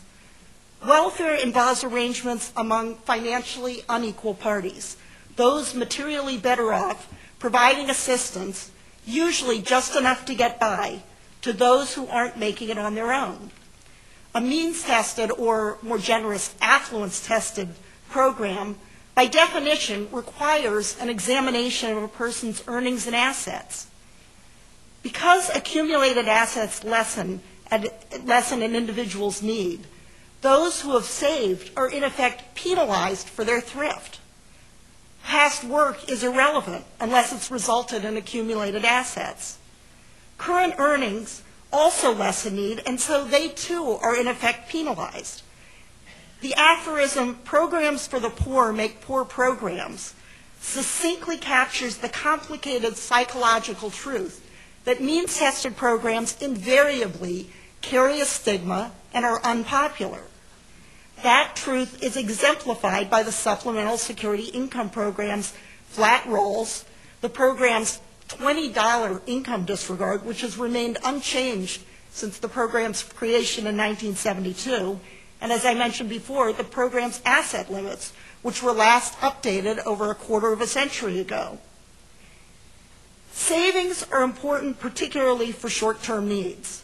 Welfare is a moral imperative as long as some Americans have insufficient income and assets to lift themselves out of poverty. But insurance is the key to providing most Americans with replacement income when and if wages are lost as a result of disability, old age, or death. Insurance has none of the weaknesses of either individual savings or welfare. Employers have discovered a number of disadvantages when they offer their own retirement insurance defined benefit plans. Those plans are expensive to administer, lack portability, so are unattractive to mobile workers, impose too much risk, and so on. But none of these disadvantages exist with the government-sponsored defined benefit plan, Social Security, because the government is the only entity that can mandate a risk pool that covers the entire country and spreads costs so widely.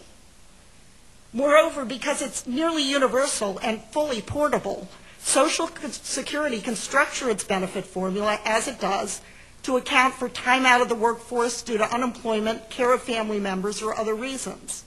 And unlike welfare, insurance, including insurance provided by the government, is an arrangement among equals where everyone contributes.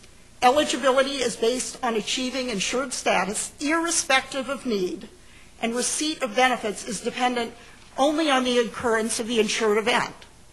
Consequently, it carries none of the stigma, unpopularity, or disincentives of welfare. Assets are irrelevant. When benefits are wage-related, as they are with Social Security, work is encouraged because the more insured wages one earns, the higher one's benefit. So where do we go from here? How should we apply these insights gleaned from the bad economy? As work done by Wider Opportunities for Women, NASI, and others has shown, not only are we today falling short of retirement income goals, but without change, the future will be bleaker, with retirement income in the future less adequate than today. Private insurance programs of retirement income, predominantly employer-sponsored traditional pension plans, continue to be terminated or frozen. Most pension experts believe that the trend will not be reversed. Fortunately, the retirement program sponsored by the federal government, Social Security, is currently in surplus, very efficient, with very low administrative costs, and already covers most of the workforce. Its long-range projected shortfall, if it does prove accurate, is manageable in size. Numerous options exist to restore the program to actuarial balance, as NASI's recent issue brief, Fixing Social Security, Adequate Benefits, Adequate Financing, demonstrates. That issue brief also provides numerous affordable options to expand Social Security, both in targeted ways and in broader-based ways. Some experts continue to propose foregoing federal tax revenue to seek to encourage or even mandate the expansion of 401k-type plans, despite their obvious shortcomings. These proposals fail to recognize that expansion of Social Security benefits, either in a targeted way or across the board, would result in retirement income that is fairer, more efficient, better targeted, and more secure than those other approaches. Social Security has stood the test of time. Hidden in the shadows of the unemployment and foreclosure statistics of the 1930s, were elderly parents dependent on and living with adult children. That added suffering has been largely avoided today, thanks to Social Security. The clear lesson, I believe, is that if we want to increase the economic security of Americans in the future, the way to do it is to increase Social Security's benefits at the same time that it is restored to long-range actuarial balance. And we should also update SSI. Just as the so-called greatest generation left us Social Security as a legacy, an expanded Social Security program and more generous SSI program would once again prove that as a nation, we are capable of learning from adversity and creating a better world for our children and grandchildren.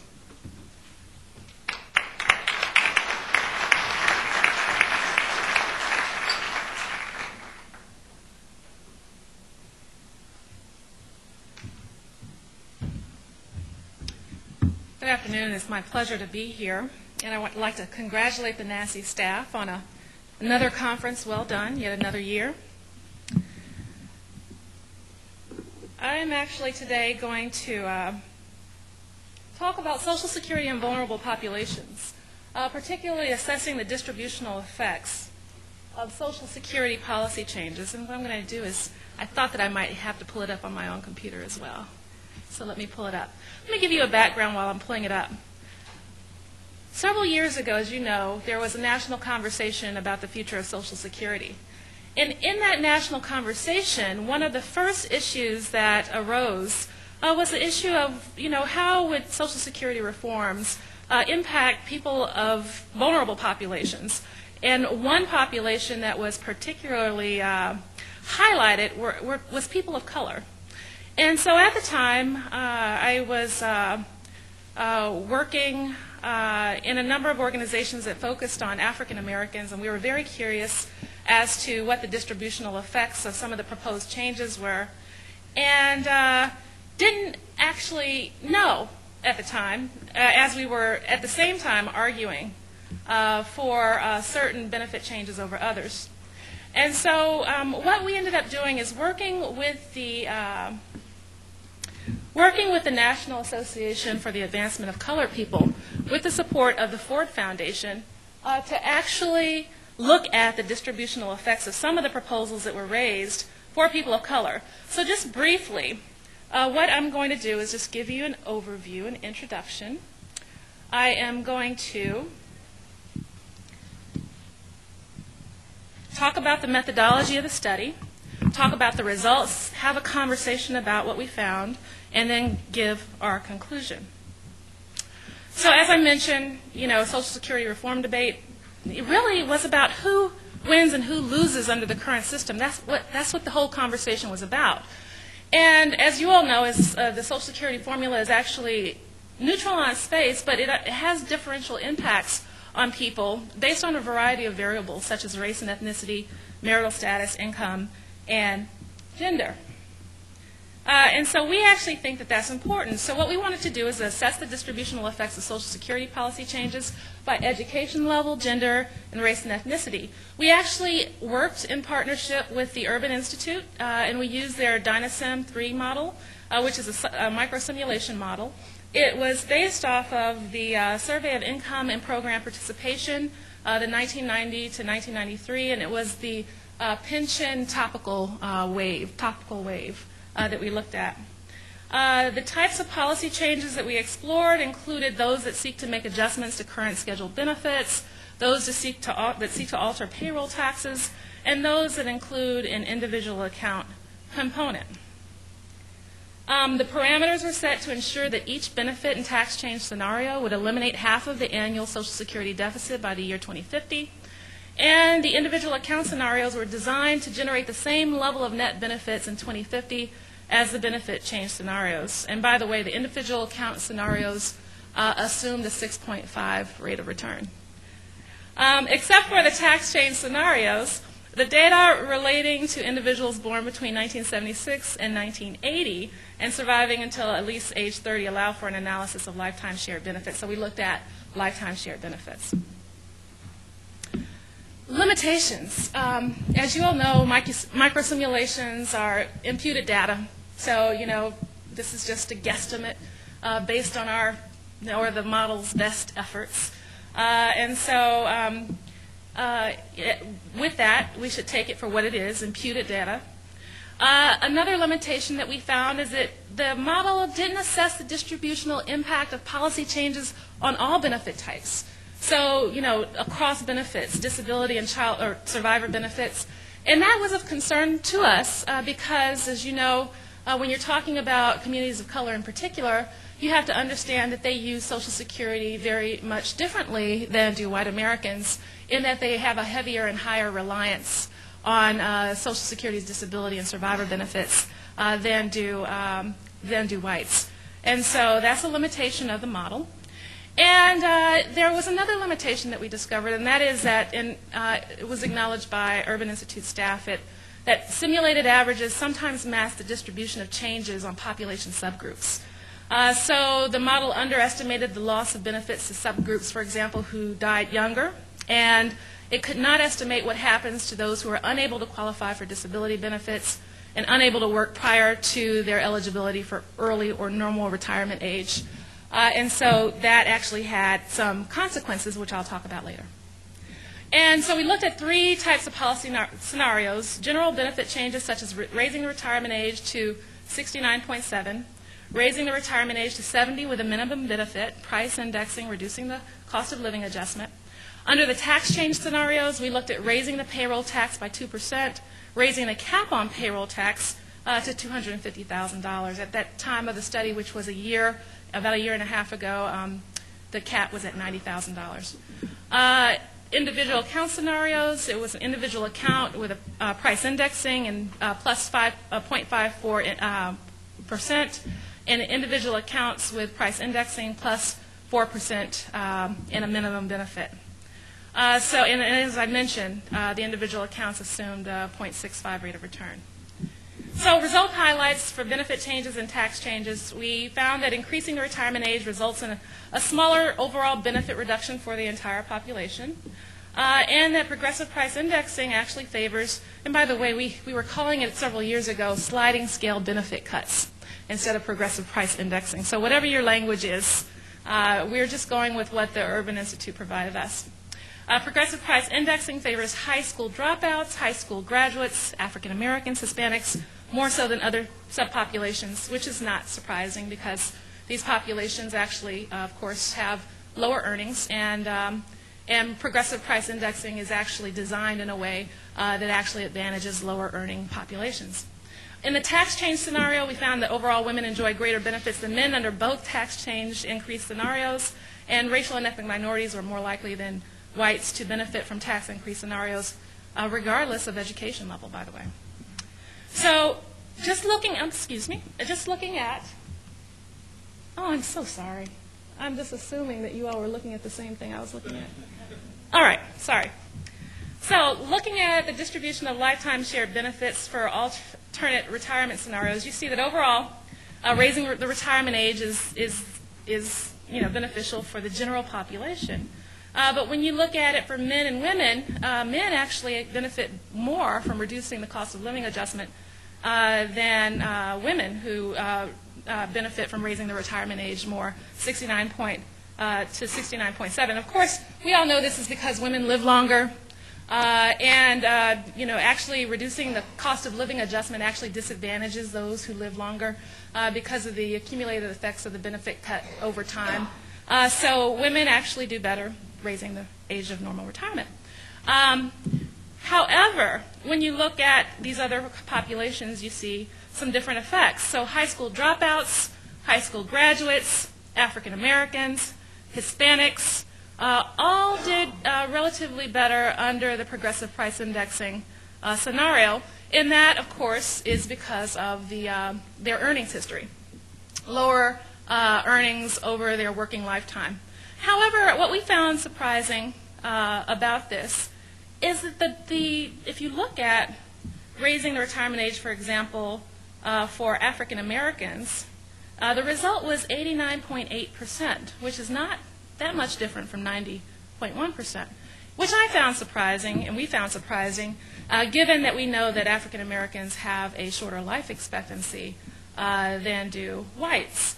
And so I'll talk a little bit more about that later. You'll note on here that college graduates did better by reducing the cost of living adjustment as well, and that whites overall did better raising the age of normal retirement to 69.7, as did other. We also wanted to look at cross-tabulations because we wanted to understand how African American women did as opposed to African American men. We also actually looked at it by cross-tabs by education and race as well. I am not presenting those results in this particular presentation. But with this, we found that white men, of course, did better reducing the cost of living adjustment. That African American men and Hispanic men actually did better with the PPI, progressive price indexing, and of course earnings was the reason for that. And other, raising the normal retirement. For women, it was raising the age of normal retirement to 69.7. For African American women, it was actually progressive price indexing, and other women. And of course, for Latino women, it was raising the normal retirement age to 69.7, followed very closely by raising the normal retirement age to 70 with a minimum benefit. And of course, we know that Latina women are actually the longest lived. And so that's not surprising either. These are the tax change scenarios. So this is the distribution of lifetime shared benefit to tax ratios from alternative policies. And the way that you read this, I should mention that you read this as a % of scheduled benefits. And I should tell you, what this shows you, which should be clear, is that all of these benefit scenarios are actually less than currently scheduled benefits. So, actually everybody would do much better if they were under the currently promised benefits.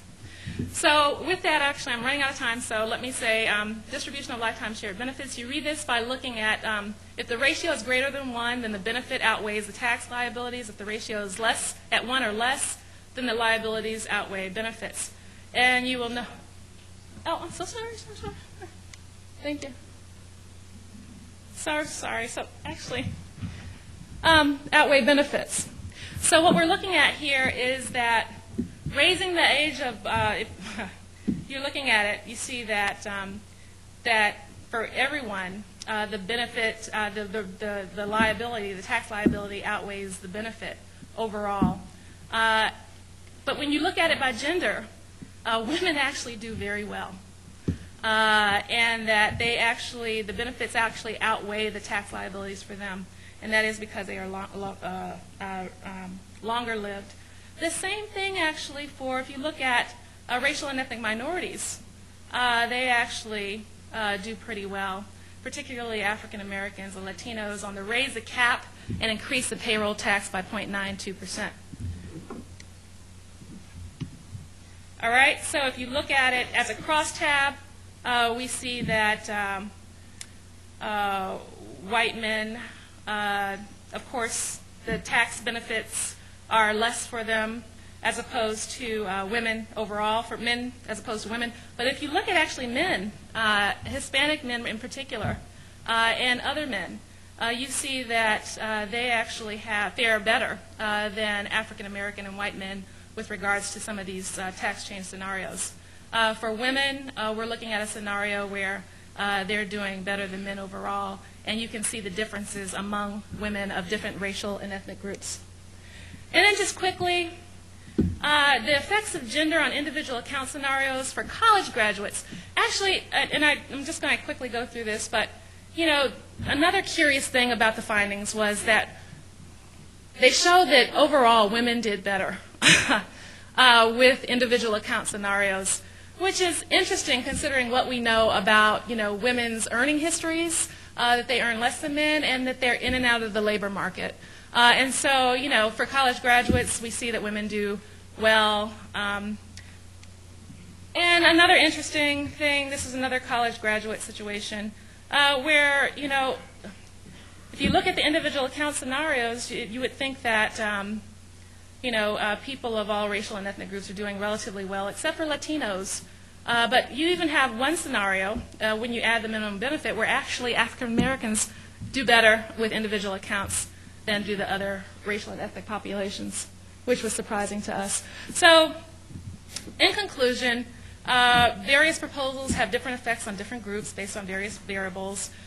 We think that policymakers should fully consider the likely effects of the various policy scenarios on different demographic groups prior to enacting policy changes. And we think that decision makers must strike a balance that stabilizes the Social Security program while ensuring the security of all Americans, but especially vulnerable populations. And with that, I'd like to say two caveats before I sit down. One is that the anomalies we found in the data, I think, were related to the simulation model, and so we have to be very careful about how we use simulation data and understand where they're strong and where they're weak when we use this data.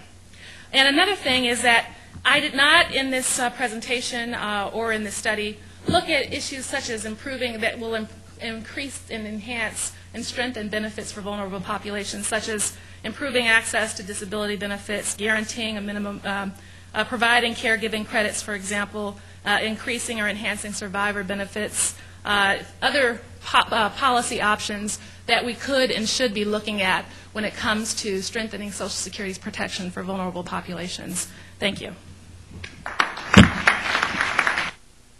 That's a good place to start for at least two reasons. One, as Daniel Franklin said, that Social Security isn't merely a seniors issue. It's an issue that should bring together people of all generations.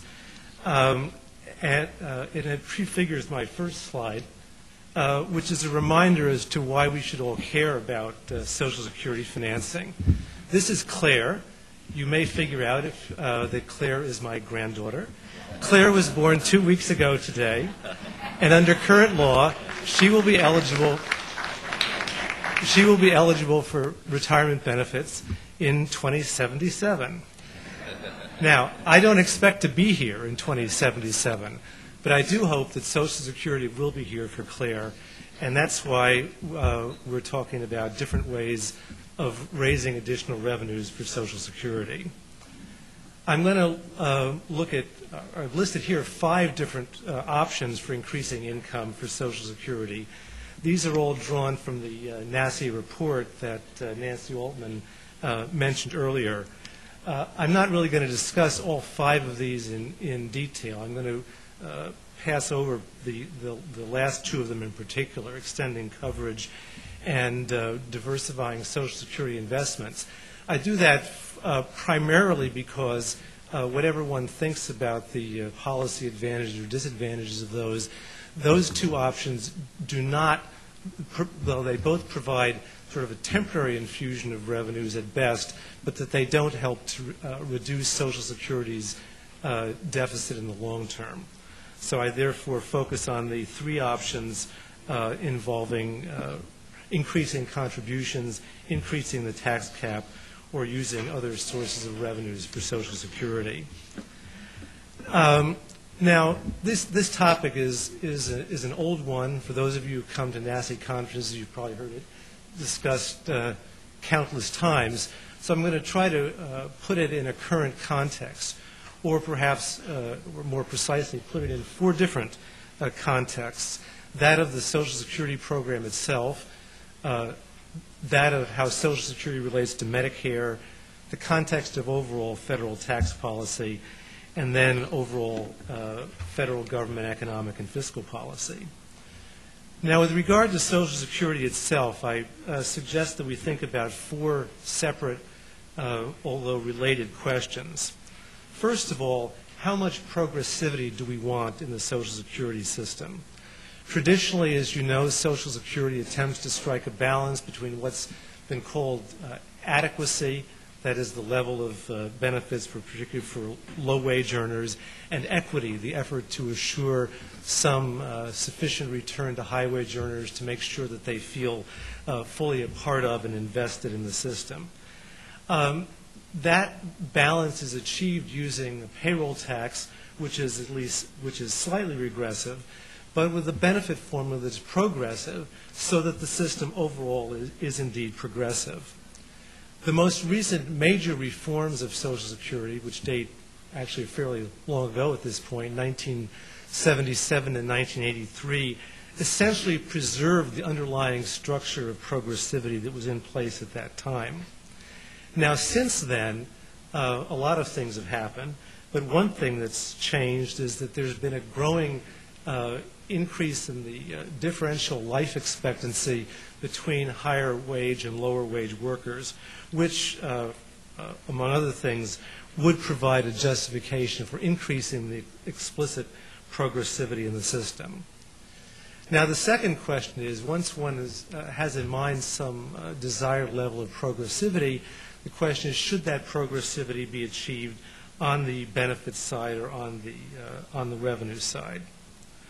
Third question, related, particularly related to both of those, is are there any limits to the use of general revenue financing in Social Security? A lot of the lights in the earlier days of Social Security often suggested that up to 1/3 of Social Security might ultimately be financed through general revenues. We have now a very small general revenue financing component through the income from the taxation of Social Security benefits. But if, for example, 1/3 general revenues were some sort of a limit, we're certainly very far from it. And then a fourth question would be, if we're going to increase Social Security taxes, when would be, when is the good time to do it. And that raises a couple of subsidiary issues involving the choice between advance funding and pay-as-you-go financing of Social Security, and also the advantages of providing people advance notice for future changes. And of course, one of the greatest examples of that, of providing people advance notice, is the phased-in increase in the retirement age as part of the 1983 changes. The second context is the Medicare context, and that's relevant because Medicare, like Social Security, also relies on payroll taxes, not to the same extent, of course. But Medicare also differs from Social Security in several respects as well.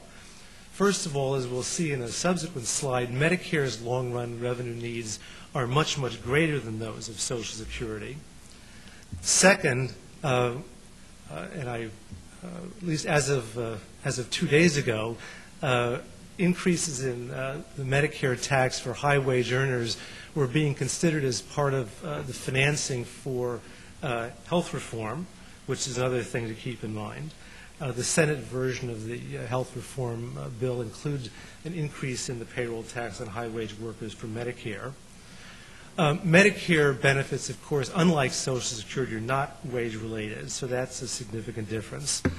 And then another relevant fact, I think, is that a number of people have of late been suggesting using the value-added tax either for general government purposes or to help pay for health care. And both Len Berman and Michael Gretz, Academy member, have been making proposals of that sort. Looking at overall tax policy as well, we need to put the payroll tax in that context. The payroll tax, first of all, is a very effective revenue raiser, which of course is the first requirement of a good tax. In terms of the amount of revenue it raises, the payroll tax is second only to the individual income tax. And as I noted earlier, although the payroll tax itself is slightly regressive, it's a major part of the tax system which overall is a progressive one. It has a relatively broad base and therefore can use a relatively low marginal rate, which is good from the point of view of efficiency concerns. It's, at least in terms of the tax on wages, if not less so for self-employment income, there's a high rate of tax compliance, and there's no need to file a tax return, which is certainly a convenience that we can all appreciate as April 15th approaches and we start to get those 1099s and W-2s in the mail. We've already heard today from several speakers about the overall economic and fiscal policy context. I certainly want to echo what a number of people have said, that we don't want to be actually raising Social Security taxes or any other taxes in the midst of a recession, lest we choke off the recovery. But enacting an increase in the near future that would take place down the road is quite a different matter.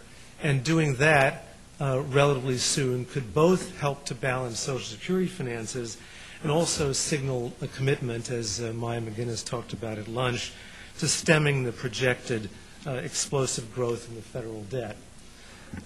This is a chart taken from a paper that my colleague, fellow NASI member Kathy Ruffing, and two of our other center staff just put out a week or so ago, showing, projecting the trajectory of the federal debt under current budgetary policies. It would take, as Brad DeLong mentioned at lunch,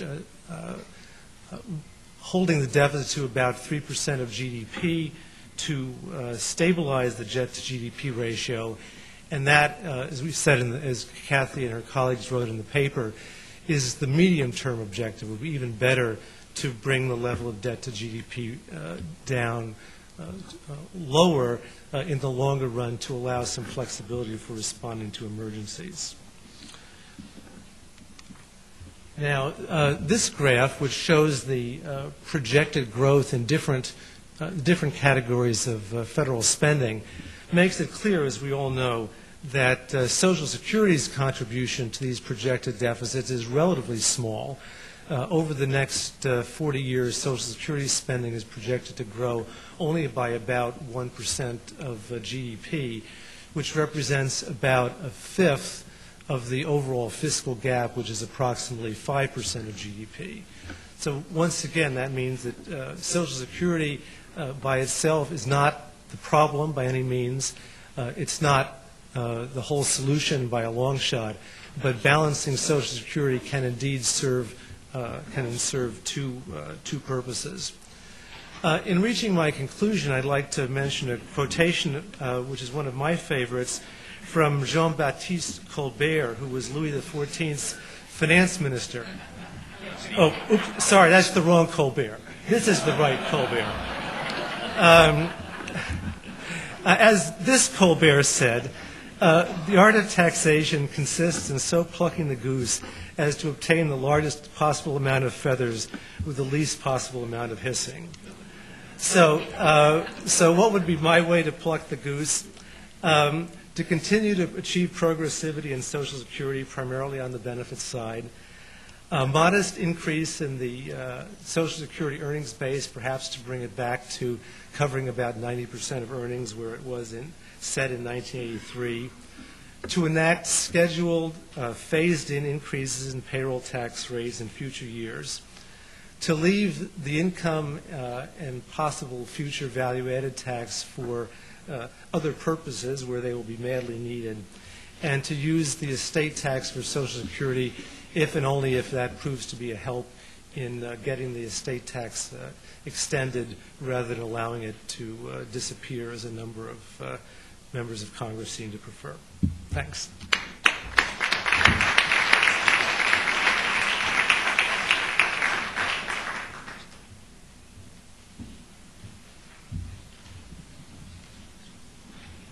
See if we can actually load this presentation into here. Now that they've done the hard work, I get to have the fun and just comment and make various and sundry statements, some of which will be inflammatory, some of which may not be. First off, I think that my premise is that, there it is, it works, hallelujah, that you cannot look at Social Security at this point in time outside of the context of the overall budget. You might have been able to at one point, but you cannot now. Now, let me say that I personally believe that Social Security benefits are far too low for certain vulnerable populations. I find it appalling that any individual can work for 35 years, qualify for full benefits, and end up with a benefit that's below poverty. I think that's ridiculous. However, if that is to be done, it has to be done in the context of changing benefits, perhaps for others, rather than necessarily increasing taxes or something else along that line. Let me also say that I think polls should always come with the same qualifier that investment advice is, namely that past performance is not a guarantee of future returns. I remember in 2005 we had a number of polls that showed that the American people desperately wanted Social Security personal accounts. And we figured that all we had to do was to explain that Social Security personal accounts were going to be a good thing and that we could certainly overcome the conventional Washington wisdom. It didn't quite work out as the way that we had planned at that point. Now, let me see. It works. First off, the polls and the graphs I'm going to use here, the important part is the overall picture that they play, not any individual slide itself. Let me just point out here, as was already said, you can see that the growth in entitlements comes from Medicare unless we change Social Security and greatly increase Social Security to replace the private retirement system, in which case the Social Security light blue there grows and things change much quicker. Now, here is the budget. The red line is revenue. If the green goes above it's a deficit. If it goes below, it's a surplus. You can see there are precious few surpluses there. And as I understand, that one is actually by accident as much as good policy decisions. So that's our past. Now, this is our future.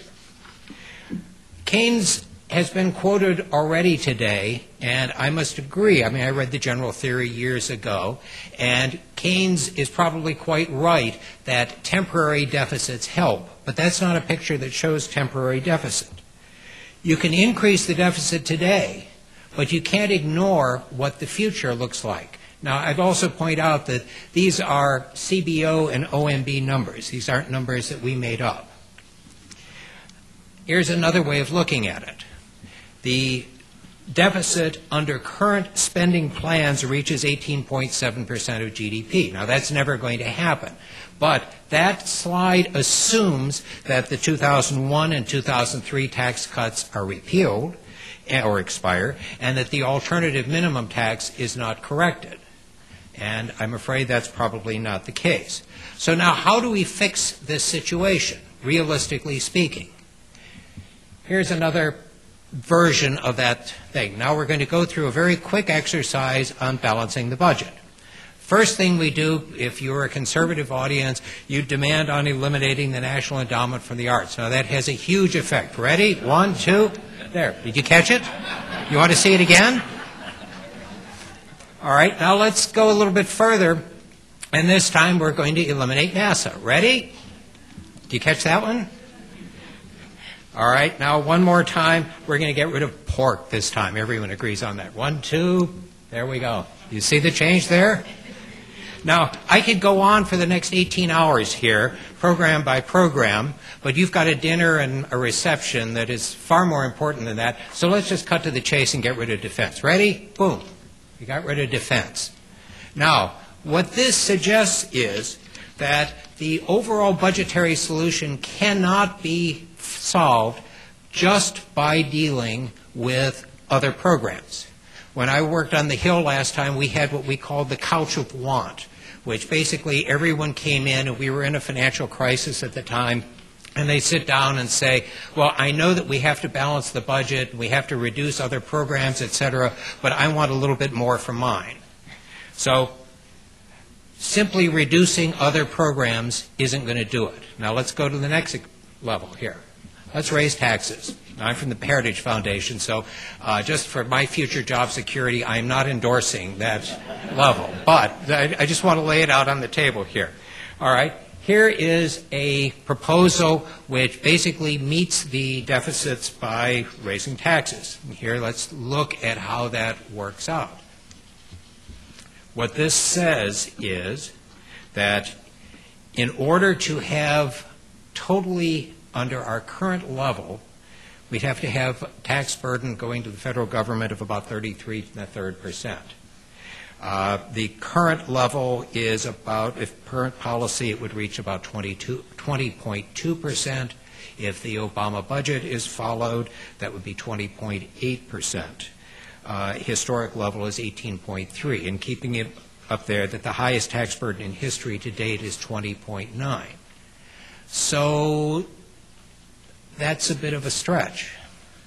And let's see now what that means for tax rates. That's current level tax rates. It worked. My research assistant gets full benefit there.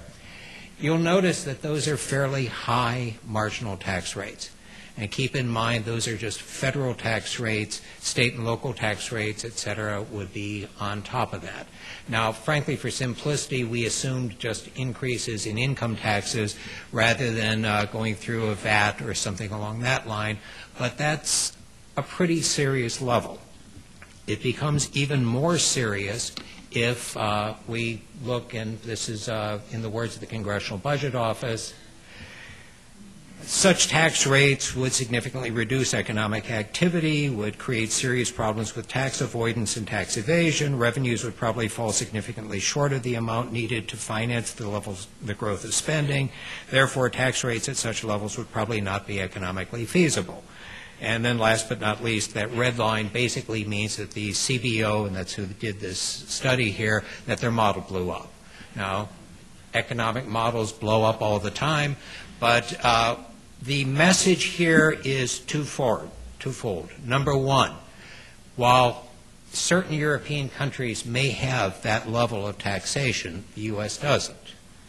Getting from A to B, meaning put in that level of taxation for the U.S. government, is likely to cause severe economic problems. So the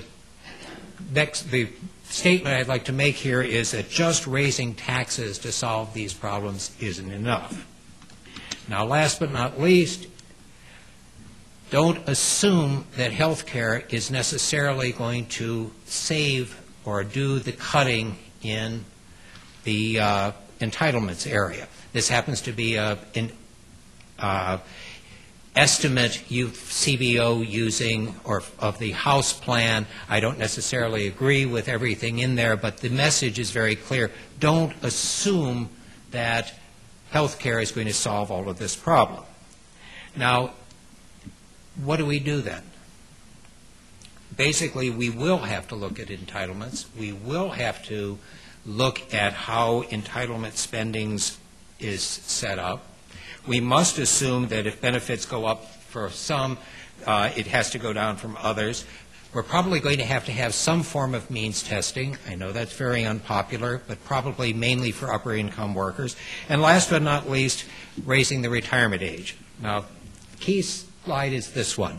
You'll notice that if we looked at the normal retirement age, initially it was 16% for men. If nothing is done, it'll go up to 23%, 18% to 24%. Early retirement age does even more than that. One thing that can be done and probably should be done is that we recognize that demography actually means something, and that people are living longer on average, and that there are changes that need to be made. So my end of my commentary is we can't ignore the overall budget situation. We can't expect that other changes, taxes, other spending, etc., is going to solve the problem. So therefore, you have to expect that there's going to have to be some adjustment in Social Security benefits, especially if people who are in vulnerable populations are going to get some sort of additional protection that they actually need and deserve. Thank you.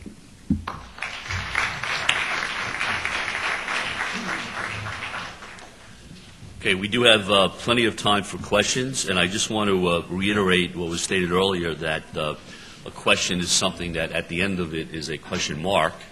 Although I did this at a recent panel where I was moderating, and the first person posed the question and then spent 3 minutes answering his own question. So it's a question posed to another person. So with that, Peter. Question. David, you didn't ask the question, yes, whether if one had a health reform bill that reduced excess cost growth to 0%, which is the difference between medical care expenditure per capita growth and GDP per capita, that would make an enormous difference in your tables. Yes, health reform in the House bill doesn't do it, but if one can contain medical care cost growth through even minimal GDP per capita growth, that would go a long way. One decision I made earlier in my career was not to be a health expert, and I've held to that ever since then. I agree with you, but having watched The Hill for 30 years, I think the odds of that happening are frighteningly small. Daniel? Okay. First of all, David, that was an interesting, very interesting presentation. I say that having to confess that at one point in my life I wandered around the country talking to union groups and saying that Pete Peterson has zillions of dollars and he thinks your benefits should be cut. Mr. Franklin, I have two questions for you, sort of along that line. One is, when you did your study, did you stratify your results by income or by wealth? So were there differences as you went up and down the income structure of people? Did wealthier people push back a lot more on benefits than younger? In general, no. a rule of thumb of when you get to 85, 86% agreement, that it's hard to have significant pockets of opposition there. So there was some greater opposition to raising taxes among the wealthy, which I think is to be expected, but at no income level was the opposition higher than support or even close to it. Okay, the second question is, I don't know if there's been any longitudinal study on this, but do we know if there have been changes in these attitudes over time? We do not have longitudinal data, certainly not on our attitudes. I believe, and NASI does have a long library of data on Social Security. Just curious, because it feels different now than it did 10 or 15 years ago. I can't speak to that. My sense is that this level of support may be new. However, I think the political dynamic suggests that strong levels of support has been pretty consistent over time. Okay. Thank you. Mm-hmm. Let me pose a question, if I might, Nancy, to you, since Maya this afternoon went out and called for introducing means testing, and you've given a very cogent argument against it. But are there ways short of means testing, explicit means testing, that could divert Social Security expenditures away from higher income recipients to lower? You were part of the Greenspan Commission that introduced the taxation. Are there any other ways that you think would be palatable that might not go so far as to be means tested? Absolutely, higher marginal income tax rates. The one way that softens there are a number of ways to frame the issue, but what we call payroll tax is an odd phrasing since workers don't have payrolls. But beyond that, the law is called the Federal Insurance Contributions Act, and it's a contribution that's paid. Now, it does, as Paul said, is proportionate and then regressive. But the way to offset that effect, and also as a way to sort of claw back benefits, is through a way that's outside the system. The earned income tax credit is very effective for the low income who pay FICA. And if we had marginal tax rates that were more progressive and higher at the top end, it's a way to draw benefits back. And what about something like altering the benefit formula to introduce another bend point that would provide a lower return for higher wages? What about something like that? You can do that. The part of the reason I think that Social Security is so popular is that it is an insurance program where you're paying in and you're getting a rate of return out. And there's a problem with legacy debts, which I think Paul had on his chart but didn't talk about. But the other is that what makes the system progressive is that you get a higher rate of return for low income than for high income. But you don't want to make the rate of return so low that you're really not getting anything out of the system. Question. Kalmar of Social Security Administration. I have a question for Maya Rockamore. Similar studies to yours seem to have shown that subgroup differences at the average may be quite different, and if you look at kind of at the lower tail of the distribution, like effects on poverty rates or 150 poverty line. And I was wondering whether you plan to look at any of these more kind of distributional outcomes, or whether the dynasty allows you to do that. All right. Could you repeat what kind of distributions? You pointed out that all of your statistics is based on averages. Yes. And some studies seem to have shown that if you look at subgroup differences at the lower tail of the income distribution, like poverty rate, then the differences could look very different. And the question was whether you plan to go beyond looking just at averages. Well, you just told me something. But with that, I don't have plans, but I'd be very curious to see how this would look different if we looked at it in that way. This particular model did not have that capacity. And as far as I know, the Dynasem as it currently stands may not have that capacity. So, does it? Well, I think it has the capacity. How good the data are is another question. Yeah. Well, anyway, so actually I don't have any plans to, but thank you for raising the question. Ethan? Ethan Craw. Maybe Financier or anyone else on the panel would like to respond.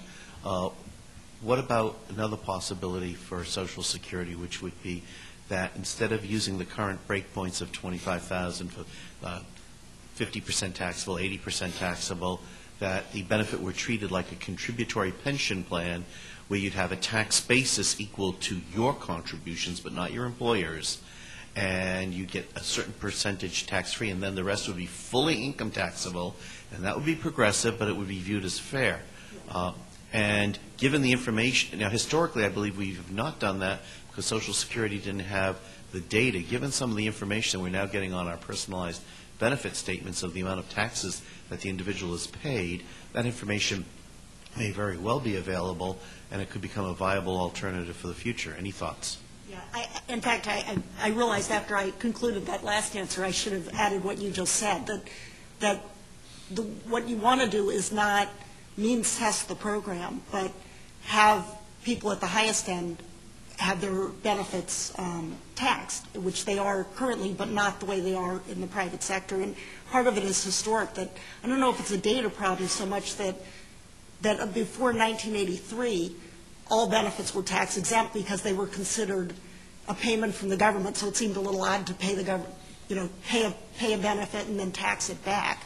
But in 1983, it was the Greenspan recommendation that it be taxed, but they did it not in terms of how much, but 50-50, because the employer pays half and the employee pays half. But I think gradually increasing the amount that's subject to federal income taxation, along with increasing rates, the rates are, I guess, 36%, they're going up to 38 or 39%,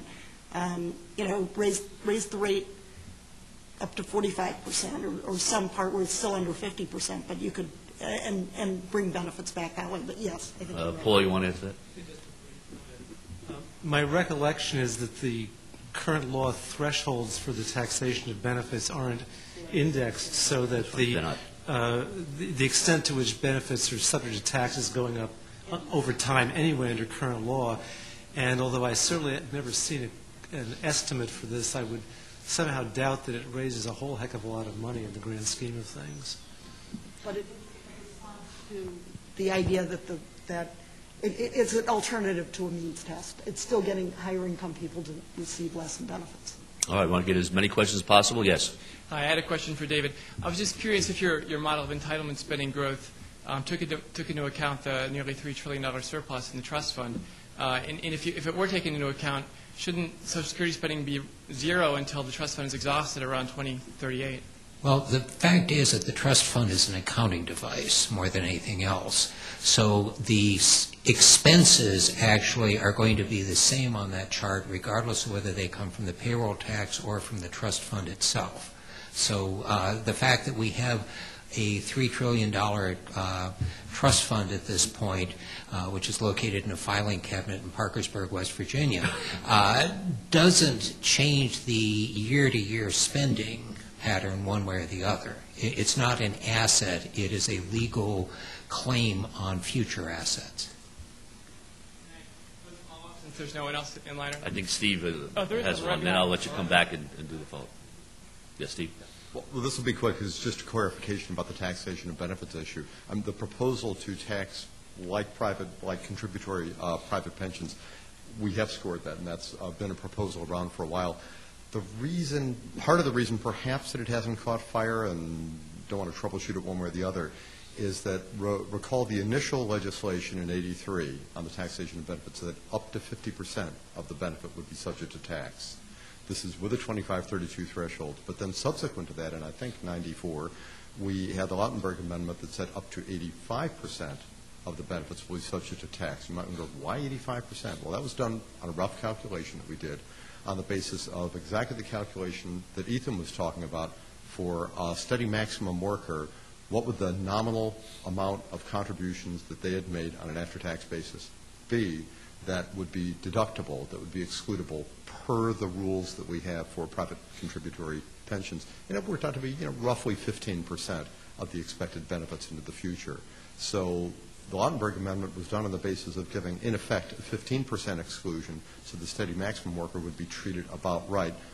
What this means, though, is for people with substantially lower earnings levels who have a higher benefit to contribution ratio, if we were to go to the just like private contributory pension, they would have less than a 15% exclusion. The average, I think we calculated, would be about a 7% exclusion. So people with middle income would actually be the ones who would pay substantially more tax. People with the very highest incomes would not be paying more tax if we were to move in that direction, and I think that's perhaps why we haven't moved. This would be a significant amount of revenue, though, for Social Security. Unless it was coupled with a change in marginal tax rates, and then you could change the distribution. Do you remember how much, at least in general terms? Oh, gosh, I can't remember whether it's on the order of about somewhere between 0.25 and 0.5% of payroll. Okay. It's a significant amount of additional revenue. Yeah. Is that Larry? Yeah. Mr. John, you noted that health care costs are not the whole picture, but they are substantially greater by 4 or 5 fold than Social Security shortfall. And I'm curious as to your perspective and that of the foundation possibly on what we're going to do about health care costs over the next 40, 50 years. Because you didn't address that specifically. Maybe you just didn't have a chance. I actually didn't address it because, as I said, I made a conscious decision not to be a health care expert long ago. I also made a conscious decision not to be a postal issues expert and ended up working for the vice chairman of the Postal Service Subcommittee, so I screwed that one up. But I have managed to avoid knowing more than what I would read in the newspapers on health care, so I can't really tell you. Hear, hear. Nancy, you want to add to that? Just one thing. I actually meant to make this comment earlier, but the part of I think the point's been made all day that the driver here is health care costs, and part of the problem is if you frame it as entitlements, it's I think it's a misframing, and seeing Steve stand up made me think of what he is always saying to me, and that is that actually Social Security is not allowed to go into debt. It cannot borrow. It is the only part of the federal budget that cannot pay out benefits if it doesn't have sufficient income. So it's really the point that those are projections that if the benefits were continued to be paid, but they wouldn't be. If nothing happens, they'd be lopped off. So it's really the health benefits that are the driver, not Social Security, not defense. All right, since we're doing very well time-wise, let me take one of the questions that Danny asked and let you all be survey respondents on this question. And it has to do with a preference. And the implication is you only have one preference. 4 things, which one would you prefer in order to protect Social Security's ability to pay out benefits for decades to come? That was how the survey question was raised. You only vote for one of these. And the 4 are, number 1, reduce benefits for recipients. Number 2, raise taxes on workers. And to make it more personal, raise your taxes. Raise the retirement age. Or don't know, refuse to answer, don't think it's a good question, etc. I shouldn't have even opened that avenue because you know it's going to happen, right? All right, how many of you would go for number 1? Reduce, this is your preference, to the exclusion of others. Well, we can do that. Reduce benefits for recipients. A show of hands as a preference in helping Social Security's long-term situation. Not one hand. Isn't that amazing? Number 2, raise taxes. All right, overwhelming number. Number 3, raise the retirement age. Well, a significant number. Number 4, don't know, refuse to answer. Well, one in the back over there. Well, I think we could all say this was the preference. That we probably would say a combination. Maybe we wouldn't say that. But clear, if you look at what Danny found, 11% said reduce benefits. You're at 0%. 46% said raise taxes. 31% said raise the retirement age. And 12% refused to answer or said don't know. So interesting comparison. I do have some housekeeping announcements before that, though. I made a wager with, I'm sorry, there was another question here? No, I just want to actually make one minor comment here. I agree with Nancy that Social Security can't borrow at this point. But as one of the public trustees mentioned at some point, if Social Security can afford to pay full benefits in, let's just assume that the moment the trust fund expires in 2037, if it can afford to pay full benefits in 2036, it can afford to pay full benefits in 2037. All it does is take one very simple change in the law, which can actually be drafted in less than a page. Because if they do cut benefits, there are going to be 435 unemployed House members in 2036 and 34 unemployed senators, and they happen to like their jobs a little bit. So the fact is that in order to pay full benefits, at some point or another, regardless of when that is, there has to be a change in the taxation structure, et cetera. Thanks, David. I made a wager with the other moderators that our panel would end with the most sustained applause. So let's I want to do this fair. Let's thank not just this panel. Let's thank all the panels. But no, wait. Not just all the panels today. All the panels in the 22-year history of the National Academy of Social Insurance.